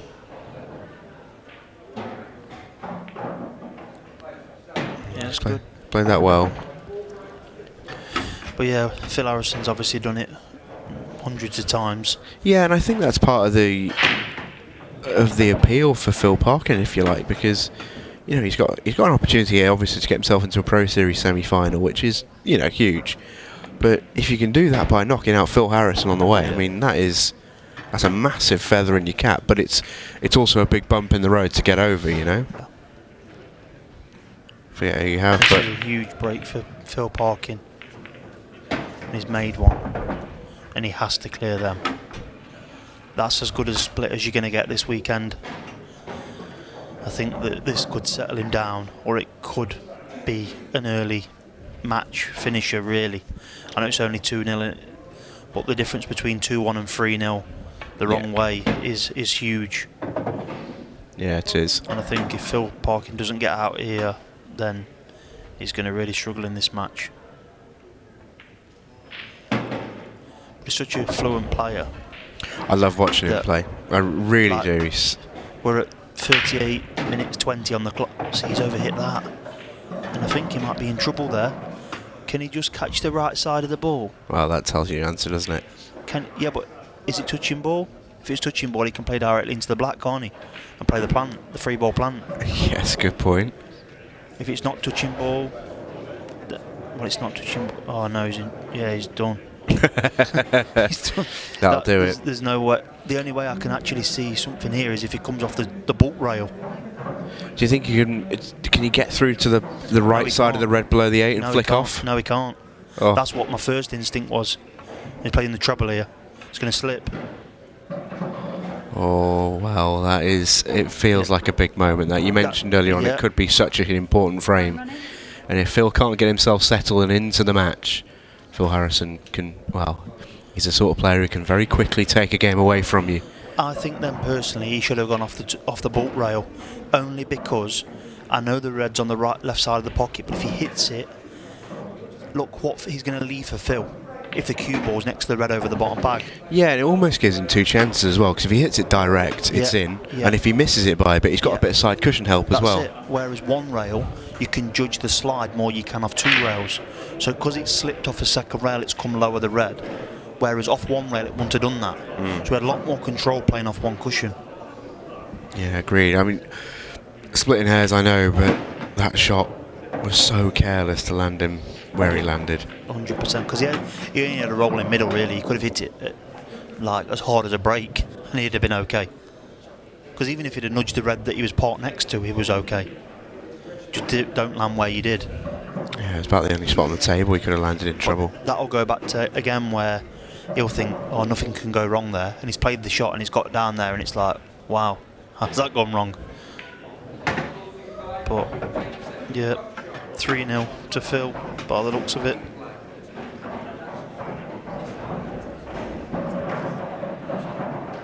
Yeah, and Phil's the sort of player as well, Harrison that is.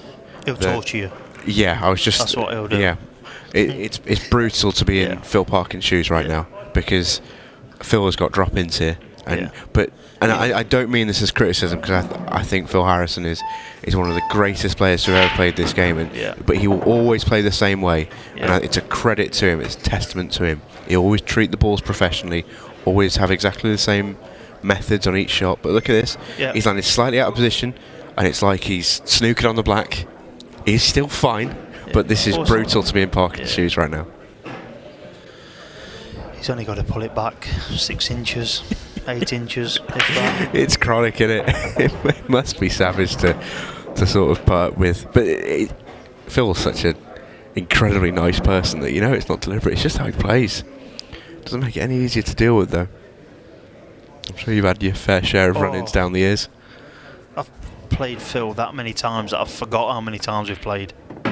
All I do know is that the very first time I played a professional as an amateur was I played Phil. Wow. That was my first ever pro that I beat. And we're talking... That's been a long time ago now.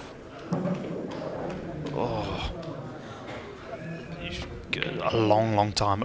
Oh, wow. Well, Phil was already sat in his chair, and that 8 ball hadn't even jawed. He was off it that quick. What's it done there? I know he wasn't where he wanted to be, but you never ever expect Phil Harrison to miss that. No.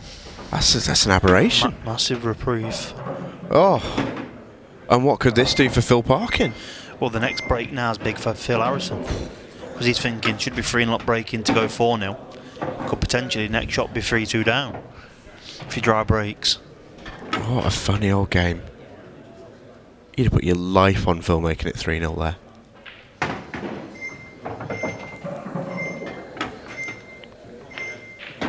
That's extraordinary.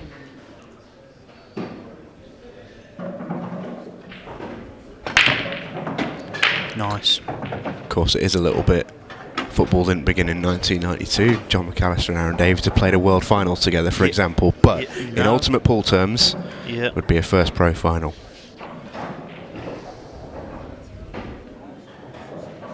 Pretty good break that from Phil Harrison. Yeah, he's just got one sort of ball that's not great. Obviously the one next to the right hand middle, if he was to take yellows, that is. Yeah, could you make a case for taking reds? Yeah, there probably is, but I don't know if maybe he's got first an ball, opener. Yeah.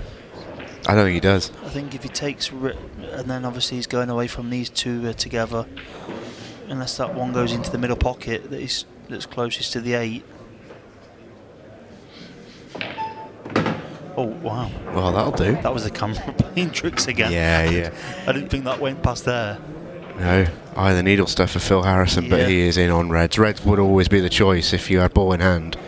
And he could screw back to the side rail here, or just slightly before the side rail. No, nice. Got a nice angle here. And he sort of wants to play up where he doesn't really mind if he bumps the 8. Yeah, just take it a little bit closer. Push it up towards the middle, but look, it doesn't really make a difference whatever he does here, as long as he pots the red. But he wouldn't mind just bumping the 8 forward slightly. Yeah, it's fine. It doesn't really make a difference, to be honest. He's played a bit of an area there, hasn't he? And I don't think he's over the moon with where he's landed, but he's got so many. If he put the ball in hand on the black. Yeah. He won't be over the moon, but he'll be all right. Yeah, he's absolutely fine. He's just wants to sit that cue ball somewhere on the white spot, and he can pot all 4 at the same time. On the white spot. Right, where's that? Yeah, I'm looking at the table. I don't know if we've got a spot anymore, Jack. I don't know. Yeah. I think it's just a line, isn't it? Maybe just a line. So he'll play the plant, then he'll play the one into the ball pocket. Into the green bag. Yeah. And then it'll be a case of just dropping forward slightly and taking the 8 into the right centre. Yeah, it's fine. There's not even any chance of any in-offs here because the yellow's there over the bottom right, so it'll probably just top the ball for. Oh, he had an angle to drop down, but yeah, it's good performance by Phil Harrison, but Phil Parkin will be very disappointed with his performance. Yeah, I think so. It's a tough one for Phil Parkin to take. Phil Harrison is through to the Ultimate Pool Pro Series 1 semi-final.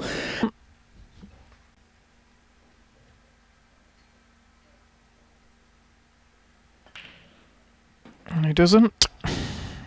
Creamed that again.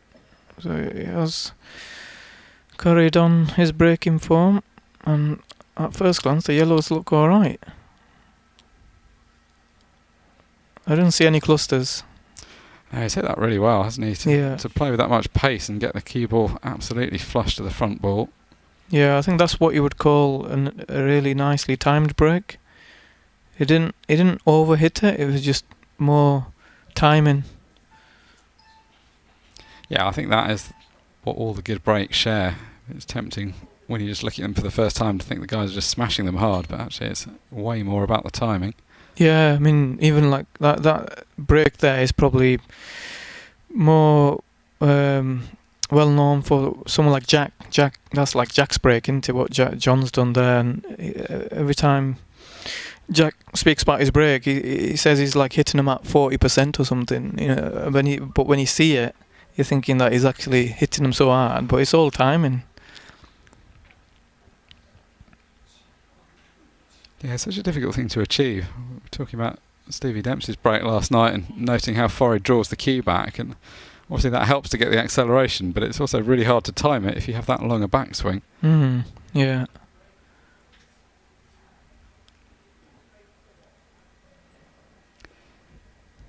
These have all sat down very nicely for him. Yeah, so he'll probably clear these 3 reds in the middle of the table and then leave a nice angle on the one on the bottom cushion, just to float the cue ball back up off the cushion, and nice simple black. Just coming around to see if the red in the middle of the table goes to the bottom left-hand corner. If it does, he can just run this red into the centre. Oh, he needs to go, otherwise he'll have to reroute. Yeah, it doesn't look like he goes, so that's a poor shot from John. He needed an angle there to track down the table, so he might have to play the one on the bottom cushion as his next ball and maybe use that yellow that is directly above it as a buffer. He doesn't want to be near the cushion. He's okay as long as he doesn't get snookered by... If he's going to get snookered by a ball, it'll be the one that one there that he's pointing at. So I would overhit this, because as long as you hit it and you're going to have some kind of shot. Yeah, the natural angles, if you were to catch this thin, you could just flick off the left-hand side of the yellow as we look at it, which would be bad. Yeah, just a little trace of side, inside. Ooh, yeah, he's picked a really good line there. Nice, yeah, nice. Even if he bumps into that yellow, it's not a problem. Yeah. Pretty laid-back style John has. He doesn't put a lot of pressure on his game, the way he plays. He just effortlessly strolls around the table. That's what I told Sheppy, so he likes a little punt, so I don't know if he would have put any money. Oh my god. Oh, that's unlucky, isn't it? That's savage. Oh dear. That's the right reaction from Aaron. You can... What else can you do? Just have a little chuckle. Like, you just know when it's not meant to be, it's not meant to be. I mean, that white is dead safe, and then just a ball comes out of nowhere and smashes it in. This is... Yeah. Yeah, if John gets through this match, I'm actually, from what I've seen, obviously when he played me and what I've seen so far in this match, just the little things I can sense that are going for him, I'm going to predict him to go all the way. So I'm going to there's my prediction for the whole thing. We'll have to find out later. Yeah, you won't have too long to wait. We're going to be straight into the next semi-final after this. Cormac Kerr against Phil Harrison, and then final to follow. Oh, Phil Harrison's in the semis. I keep thinking he's already in the final. I've lost my bearings. This is the first semi. Got to do the business still in this one. Right, sorry, Cormac. I didn't realise. I thought Phil Harris in the match he's won against Phil Parkin. That was his semi-final. Yeah, I just remembered that was a quarter-final. It sounds such a good prediction. If you already know one of the finalists, you've got to go from a bit further out. Oh no, I'm not quite sure now that Phil's in the semis now. I feel like John 4-0 lead, and if he mops these up 5-0, you know that is looking fairly nice. But Phil Harrison, he'll start off as favourite against Cormac because young Cormac, it's his first semi-final. Phil's the legend of the game, so Phil will start off as the favourite rightly. That's not to say Cormac can't, cause an upset. He's had some big results on the way to the semi-final himself, so he'll be feeling good. Yeah, it's been a great weekend for him so far.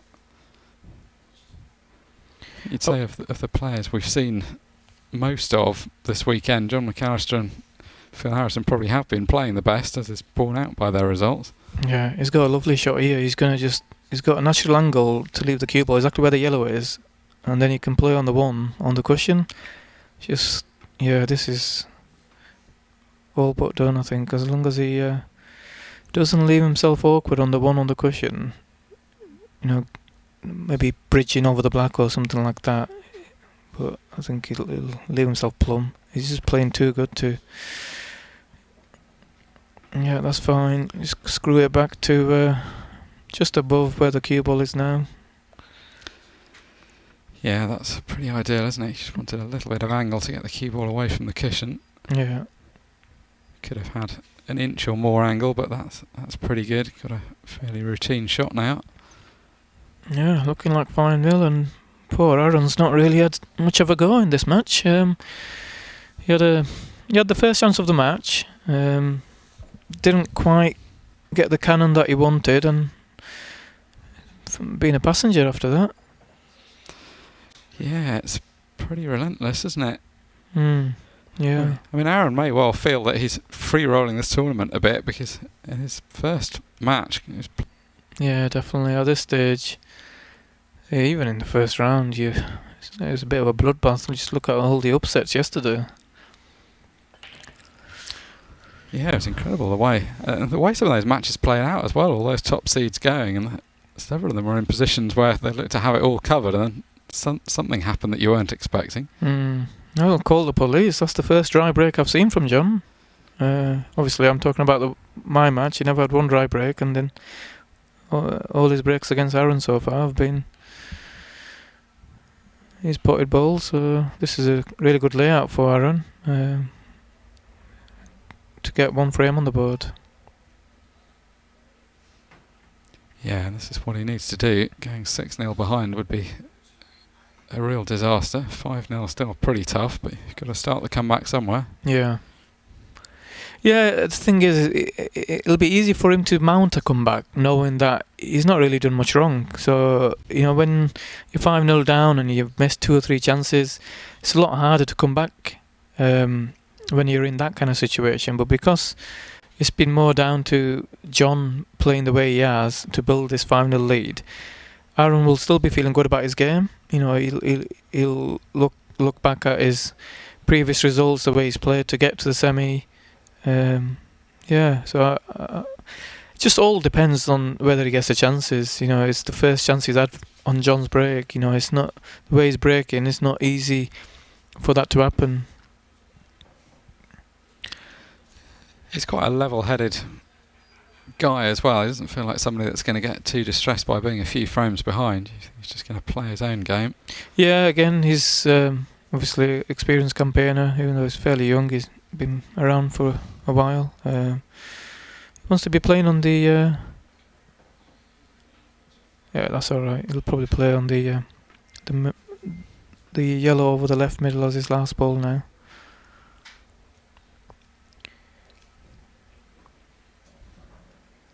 Doesn't want to be bumping into the black too much to push it towards the bottom cushion, because that'll make it a little bit more tricky, but that's fine. Just make sure you go past the straight. have a little angle to roll the cue ball back down the table. Yeah, and looks like it's going to be 5-1. Yeah, and as you rightly say, he hasn't really done a lot wrong. It's when you've been in every frame and you've missed chance after chance, it's very hard to mount a comeback. But right now, he's just got to take the view that John put 5 together. No reason he couldn't do the same given a chance. You can't. You literally got to play almost perfect pool to try and get through these later rounds. So it feels like he's been playing within himself so far, John, in this match. I mean, he's played very well, but hasn't been sort of chasing finishes. It's all just looked very controlled. Look at that break again. It's a thing of beauty, isn't it? Yeah, I mean, that's a lovely layout as well. Yeah. Just the way it's controlled, and there's no risk with the cue ball going in off or anything, and the pack explodes. Yeah. Quite envious. Yeah, it's one of those breaks that a lot of top pros would be very happy to have. Oh, definitely. I mean, we can all hit them hard, but it's the control element. If you can hit them hard and have that control. Yeah, 'cause it's not just passing a ball, but it seems like he's always leaving the white in a nice place. He's always getting a good split. Exactly, yeah. Because he's not, the cue ball's not coming back at an angle where it's like maybe even going towards the corner pocket, and then how many times you see a cue ball tracking towards the corner pocket and it's not quite going in, but then another ball just bumps it into the... You'd say that's unlucky because it's been kicked in off, but it's tracking somewhere near the pocket, and there's a chance of that happening. But with John, because he's controlling the cue ball right down the middle of the table, he's got to be...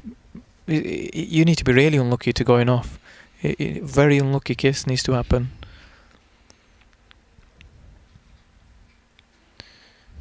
Just making absolutely sure. I mean, the fact he's got a 6-1 lead, he wants to get this match closed out as quickly as he can. However big your lead is, you just don't need to get involved in anything silly at the end of a match. Yeah, so he's just depending on the angle that he's got here, it looks like he's got a little bit too much angle here, so he's probably going to screw this off the side cushion behind the yellow that's over the middle and play on the one on the bottom cushion. Yeah, just like that. Just a little bit straight, but you can screw it back. He'll ideally wants to be like straight in, then he can screw it back for the black. But even as long as it doesn't really matter which way he's got the angle. But if I had a choice, I'd prefer to be low. Then I can just float in off the top cushion and still leave a fairly makeable black. But he'll be aiming for straight. And that, he might have gone a bit too far there. That's probably the worst place he could have landed the cue ball. Yeah, he's not got enough angle. He can run round the angles, but he's just got slightly off angle. Yeah, he's going to have to take his medicine and play a little. Might be able to nip it in. Don't want to be doing too much with it, though. I controlled it well. Fine. Yeah, I was able to just nip it in. Yeah, he has putted it like off the jaw. A little bit risky at that pace, but he's controlled it well. Really good performance from John. Well done to him. Unlucky Aaron. Every match, but glad to be in the commentary box watching the semi-final, and Phil's actually going for back-to-back wins.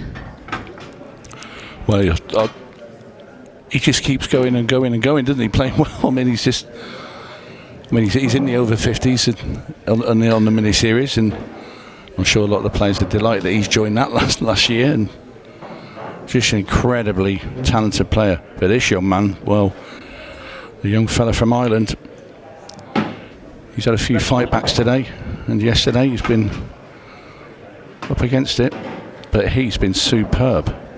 Very impressed with him. Wow, how well did McAllister play though, the first semi?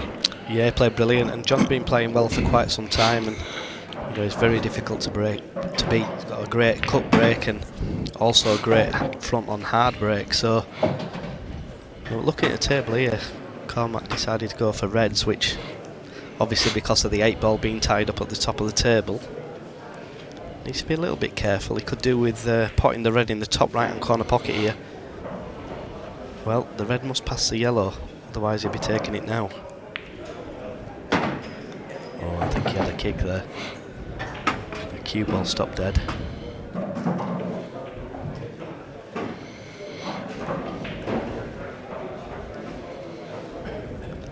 Needs to be a little bit careful here, Tony. If he plays a double and catches a draw, it could bring the 8 ball out. So just a little. Well, what a touch that is. Flick the yellow, come through the gap, landed okay. Not perfect, but he'll take it.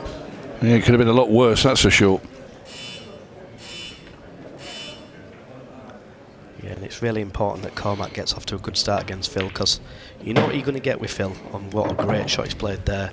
That is a brilliant shot. Well, that's the thing in his quarter-final, Harrison against Parkin. It never got going at all, did he?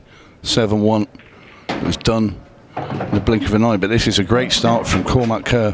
Yeah, and potting that long red, which he did 2 shots ago, left himself the angle to just flick the black out, and that's a sign of a very confident player. No messing from the man from Ireland. Down goes the black. Not considering what we're used to seeing him win. There's many a time on the tour where he'd win 2 or 3 per season. But he still sticks around now. I mean, he's number 5 seed. Or ranked number 5 on the tour. So even, you know, not having the greatest sort of season last season, or even a couple of seasons, he still hangs around there in that top 8. Well, what you get with Phil is ultra consistency. Very rarely plays the wrong shot. Like I said, his break is his biggest downfall, and we see it again there. The reds are quite nice. Does Cormac decide to go for yellows? I cannot believe he's going for yellows. No, I can't either. I'd certainly be looking at the reds. Well, it's just crazy to go for the yellows from there. Well, you realise there's 2 stuck behind the red. He's obviously just got one out, but he's not. There's another one now over there by that red towards the middle. Yeah, there wasn't one red that was tied up in that clearance. No. I know the 2 reds at the top look like they're tied up. You can get in behind them. You can, or you can even bump into him because his red's nearby. Nicely played there from Cormac. That's a good shot there. See Phil Harrison there tapping his knee in appreciation of the shot he played.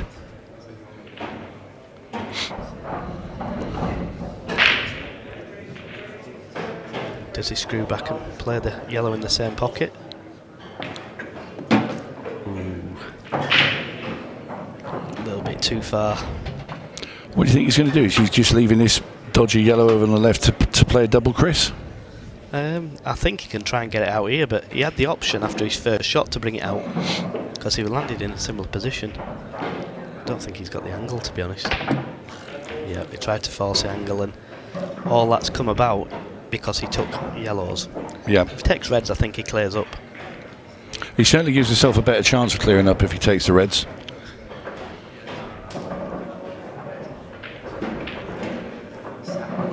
Not left Phil an awful lot, I don't think, for a starter.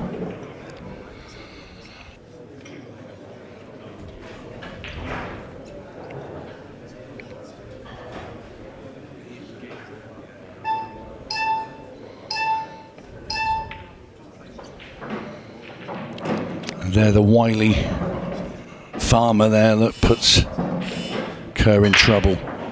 Yeah, nice shot there, to be honest, by Phil, but... And he's developed those 2 reds as well in the same instance. Yeah, and it's not difficult, isn't this, to get out of? Just come off the side cushion. He'd love to tie the red up. But that's it. All Phil wants is to just be left at the table with a starting ball, and he's away. Well, if it's as tight as it looks there, I'd be coming off the side cushion. There's no way I'd be playing this. Well, it's a good shot, but it's a nothing shot, to be honest. You know, you're basically saying to Phil, well, do you think you can clear up from there? And 99 times out of 100, Phil is not going to miss. Yeah, the first ball's maybe a little bit tricky. I mean, he's cut this into the corner, but he's cueing so well at the moment. It's, you know, it's one of those. If that's early on a Friday morning and at the start of the tournament, you might sort of feel a little bit of your arm going. Well, he's shaking his head. That means it goes. I can see from here that it clearly goes. We know that with Phil, if he starts shaking his head, that he's absolutely perfect normally. He's been fortunate, you know, to land straight on it as well, because if it was a slight angle, it goes easy. What's he shaking his head at? It's Phil. Always shakes his head. He had a full pocket there. Bless him. You can't dream up a way that Harrison will miss these now. And the alarm bells must be ringing now for Cormac. And like you said, Chris, taking the wrong colour was the birth of this frame. Yeah, it's just obviously the first shot he's trying to bring the yellows out, but if you go for reds, you don't have to bring a ball out, they all go. And that's the difference in this match. Perfect angle there from Phil. Probably going to use 2 cushions to come down for the red. Top cush, side cush, just above the middle pocket. Slide into the red. Yeah, he wants to be straight behind it. Perfectly played again. Yeah, nothing to do with the cue ball. The 8 ball goes past both them yellows, so Stop it dead. Looking like 3-1.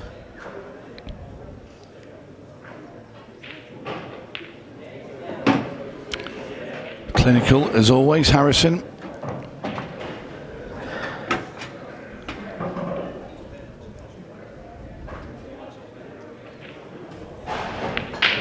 And in goes the black ball, and 3-1 lead now for Phil Harrison. A little finger mark here and there, can just throw that ball off.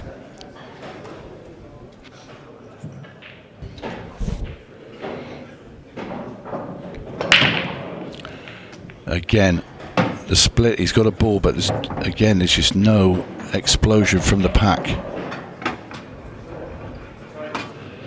Yeah, I've seen bigger explosions when I've opened a packet of Seabrooks.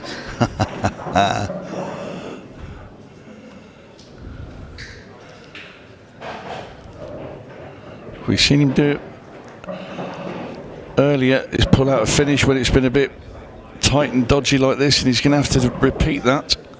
Well, actually, they're not that difficult when you look at it. They look difficult enough for me, Chris, I'm telling you. If you can pop the yellow, screw off the side cush with a touch of right, so the cue ball then comes off the side cush and lands on the bottom cushion, you then pop the yellow along the bottom, stun into the red and the yellow where the 8 ball is, well, that's no good for me.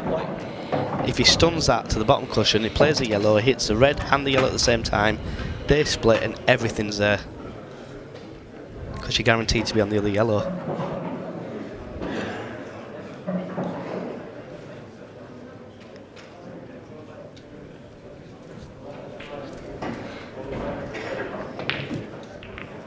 Oh, he's been lucky. He has been very, very fortunate there. And he's played the shot, what I said. He's snooking him on every ball as well, yeah. But he's snooking him on every ball as well. Can you see the edge of that reds and stuff? But like you say, Chris, I mean, to make that error and leave it there. Yeah, he's been very fortunate there. And Cormac really needs to hit this red and get the cue ball at the table.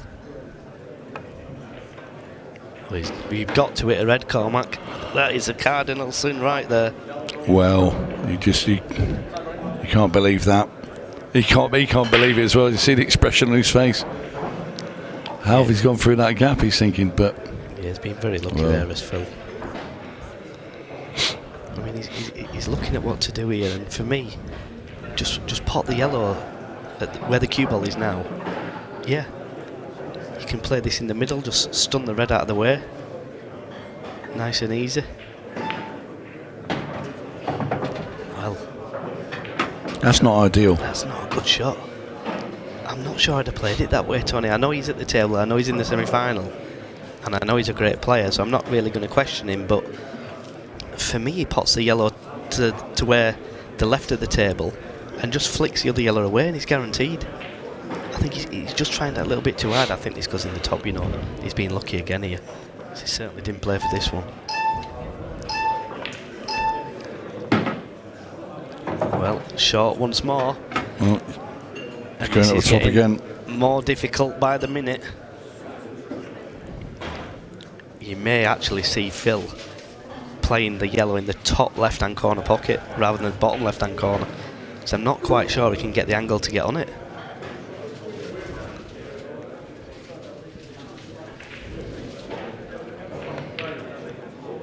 Nice shot there from Phil. Well, he's got to play an unbelievable shot here, you know. For me, you take your medicine and play the yellow long. The pockets are quite generous, so if he gets anywhere near, he should get it. But the problem is, he's got to get on the 8 ball.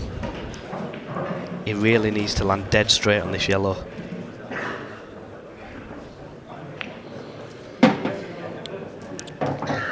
It's tricky. It's very, very tricky. Can he get the cue ball out? Can't see for his bonds. I was going to say bonds then. You've just nicked my word. I tell you what, this is tough, Tony. This is really tough. I don't think he can get on it. Don't you? Oh, what a shot That is some shot that Harrison's played there. My word. That's the shot of the match, without a question. Yeah. What a brilliant shot that is. Wow. That is unbelievable. Classy Phil Harrison there. What a great yellow. Let's have another look at this. Power, precision, all in the same shot. And they'll be in the final, so he's certainly still in this. Well, that was a great break. That was a better one. That yellow's... Oh, and he's just made one. Oh, look at the reds. Oh, that is a killer blow for Cormac. That is. He would have been thinking there, hello, he's not made one. And the last ball rolling roughly went in. Oh, the reds are absolute dollies. It's all about the first shot. And that, ladies and gentlemen, is all she wrote. Yep. Got absolutely nothing to do with these reds. Nothing whatsoever. I tell you what, Tony. Well, I'd have played the red next to the 8 ball here just to get rid of the bottom 3. He only just made it that. He was in La La Land there. When he's looking at these reds, he's thinking, "Oh, these are all right, aren't they?" Yeah, and it's not the first time he's done that. No, He's actually it's not. time fouled this last couple of days. I know it's obviously difficult because he is deaf, but you know, you need to visualise the shot, the time clock. And you know, to be fair to him, he handles it really well. He does.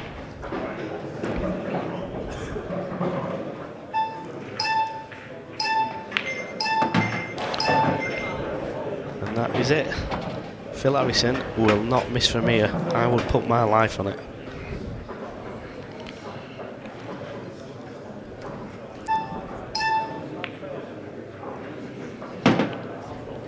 Well, the black ball's available everywhere.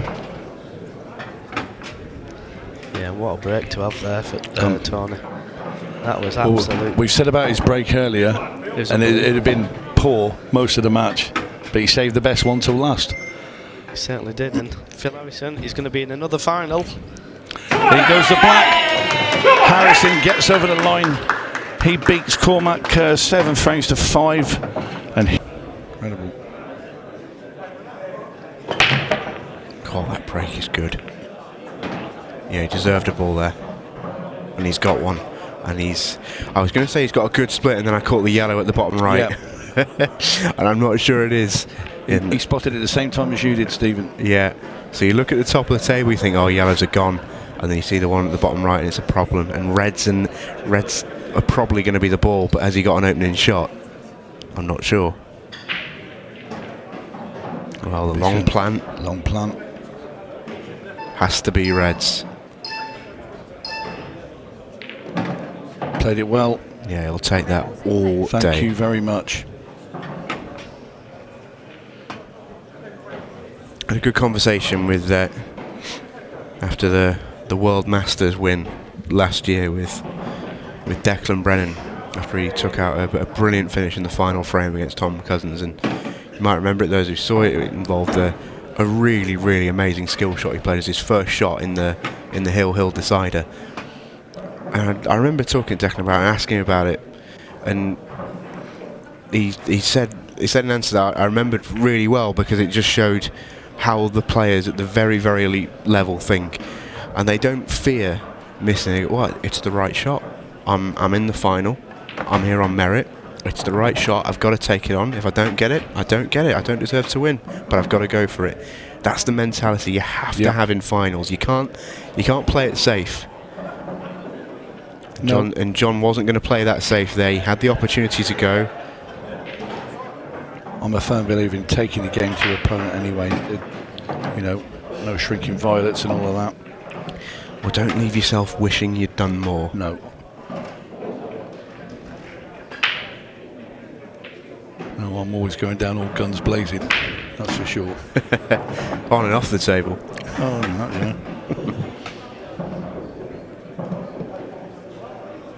Oh, frustration. Because I don't think the right-sided red goes.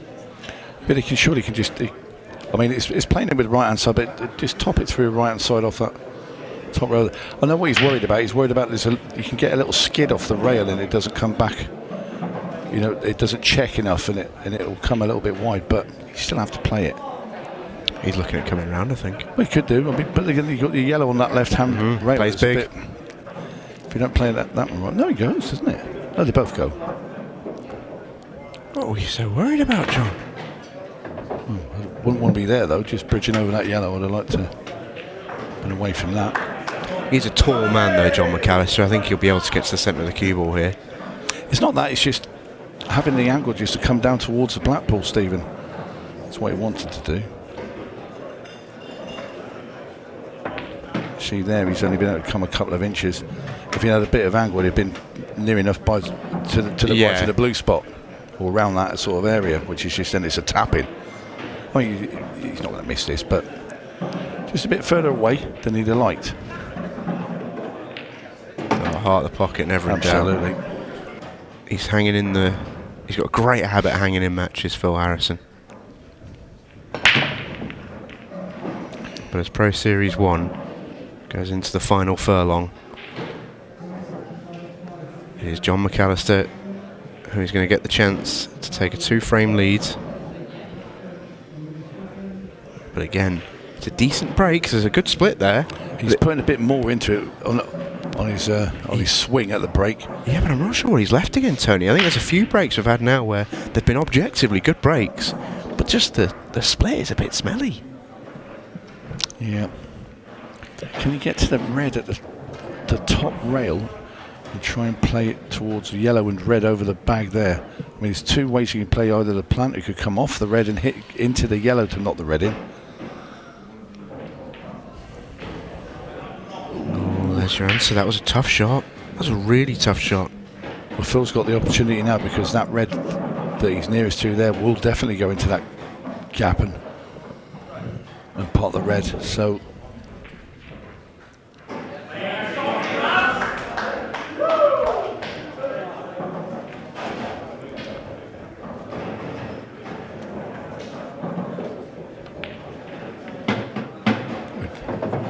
I say he didn't want both, but he's not too concerned now. Then he's got to play this little plant.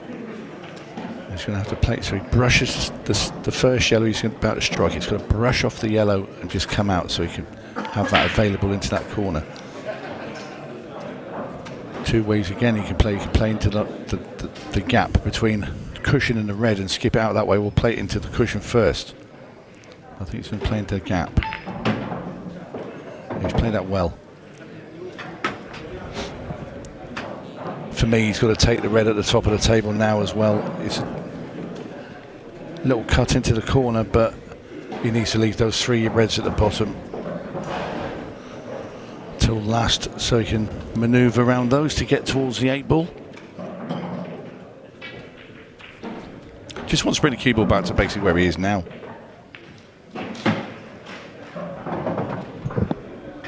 That's perfect. He can pot that now, stop the white dead, and leaves himself a little angle. He could even, on the 2 reds over the bag, he can play the first red, play it left hand side and off the rail, and just kick that yellow away from the black even further, so he gives himself a great big path towards the 8 ball. He might even, what he could play here actually is play it, dig it with left hand side, get the cue ball just to go off the side rail and just nudge the black just slightly, so it just brings it out off the rail and makes it available into that middle pocket, you know, a little bit more easy. So it's quite tight there. Yeah, it's definitely on. It's a consideration. The only worry is if he comes into that and he hits it a little bit thin, the cue could slide behind the yellow. Yeah, it feels a risk, that. And the one thing I'd add, the time foul was close. And he's played into the yellow. That was nice. That's the original shot, is to bump into the yellow. Yeah, that's nice. But the black's now going to be tricky. He might have the angle. I mean, will he risk screwing into the black now just to nudge it towards the middle? It's such a risk because the top corner pocket it's not a full pocket. I think if it was, you could maybe. I think he's moving it. Ooh, landing behind it. Never. See, I would never have done that. I'd have rather gone and tried to move it than play this one. Big shot. It is. It's for 3-3. Oh, he's played that really well, Harrison. Great black ball. But you can never write off Phil Harrison. Yeah, you'd be foolish to. Especially as John has somehow broken dry. But the thing that sort of finish does to Phil Harrison is plonk it firmly in the forefront of his mind that if he makes any mistakes at all, then McAllister is capable of just taking them out from absolutely anywhere. I mean, that's just mind-blowing finish. Brilliant. Absolutely brilliant.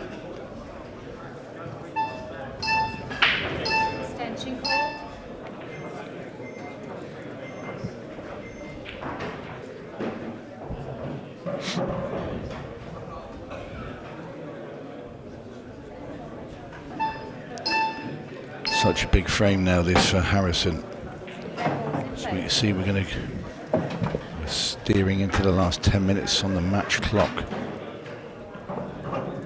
And McAllister has a 2-frame lead.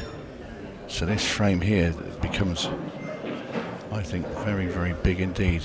Well, they're all big, but for a 6-3, if Harrison needs to win this just to stay in touch with the time running out.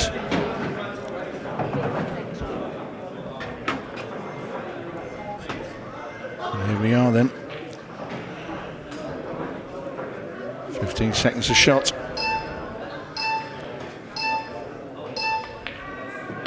Yeah, we've entered the witching hour. 15-second shot clock for the final 10 minutes of the Pro Series 1 final. This is the time where winners become champions.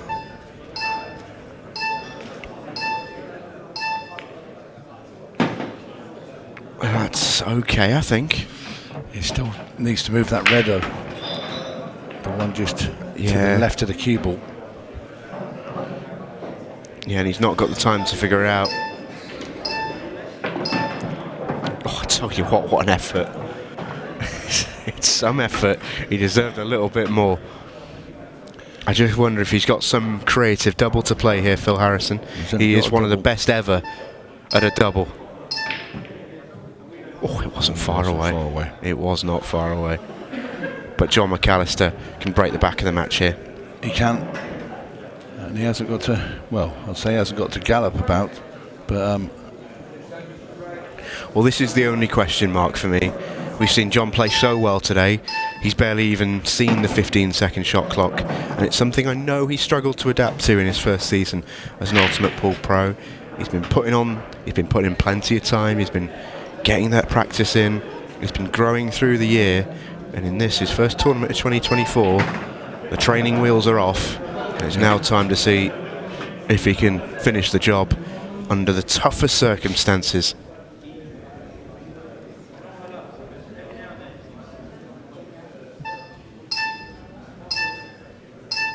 That played the yellow off the red, no? Thought he might for a second.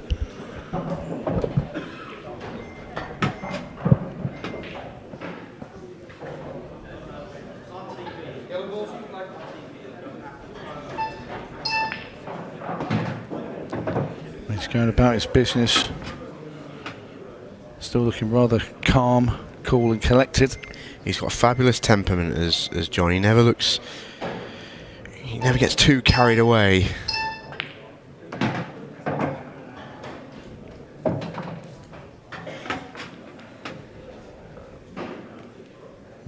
Looking ominous. Just make sure he leaves himself an angle on this yellow into the middle. He's just used his extension now as well. He hadn't used it until now. Which is a good sign. Yeah. It shows he's not panicking. You know, your first instinct when you're out there can be, oh god, 15 seconds extension, bang, and get some time to think. Yeah, there's a lot to do it. But he's thinking clearly out there.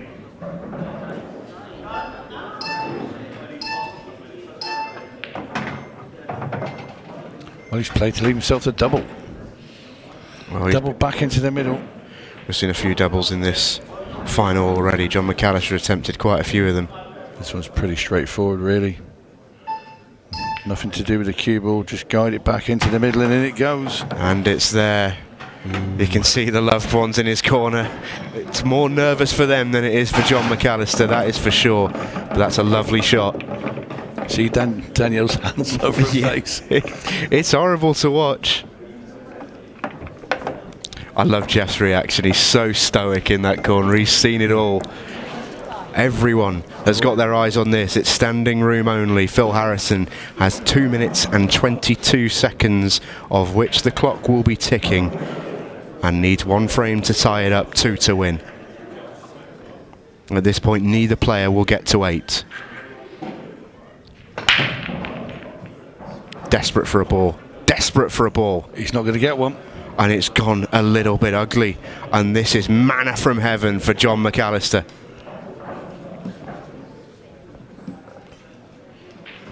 Extension, that'll be coming, won't it?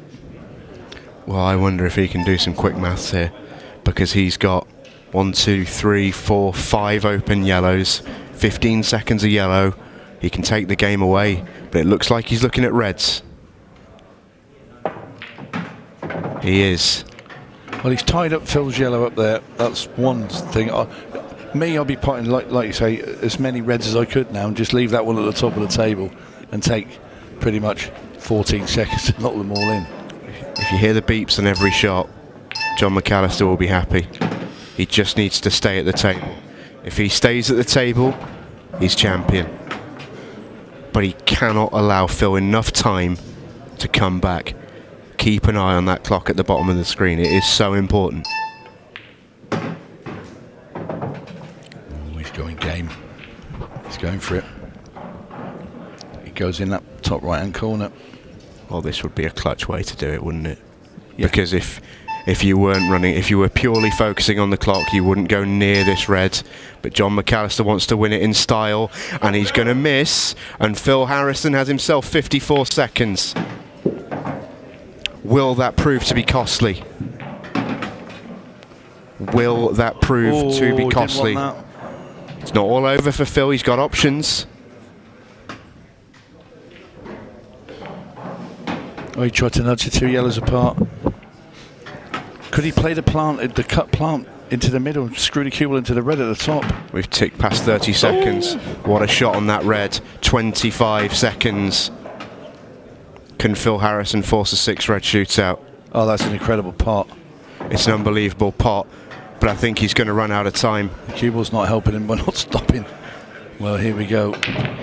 It's a good old-fashioned whack, and the 8 ball's gone in. The yellow went in as well. It's a smile for the farmer, but it is through a bit of a grimace as well. John McAllister, for the first time, is an Ultimate Pool Pro Series champion. It's an incredible end. They have to play it out. The match isn't over. John has reached 7 frames. It's a race to 8. There's still time on the clock. This is academic. No golden break or golden duck. John McAllister has won the match. And that is that. Phil Harrison plays up to the crowd a touch, but there's the shake of hands. And it is confirmed. John McAllister, for the first time, the former world champion, has made the leap. And he has stuck the landing. Your Ultimate Pool Pro Series 1 champion for 2024 is John McAllister.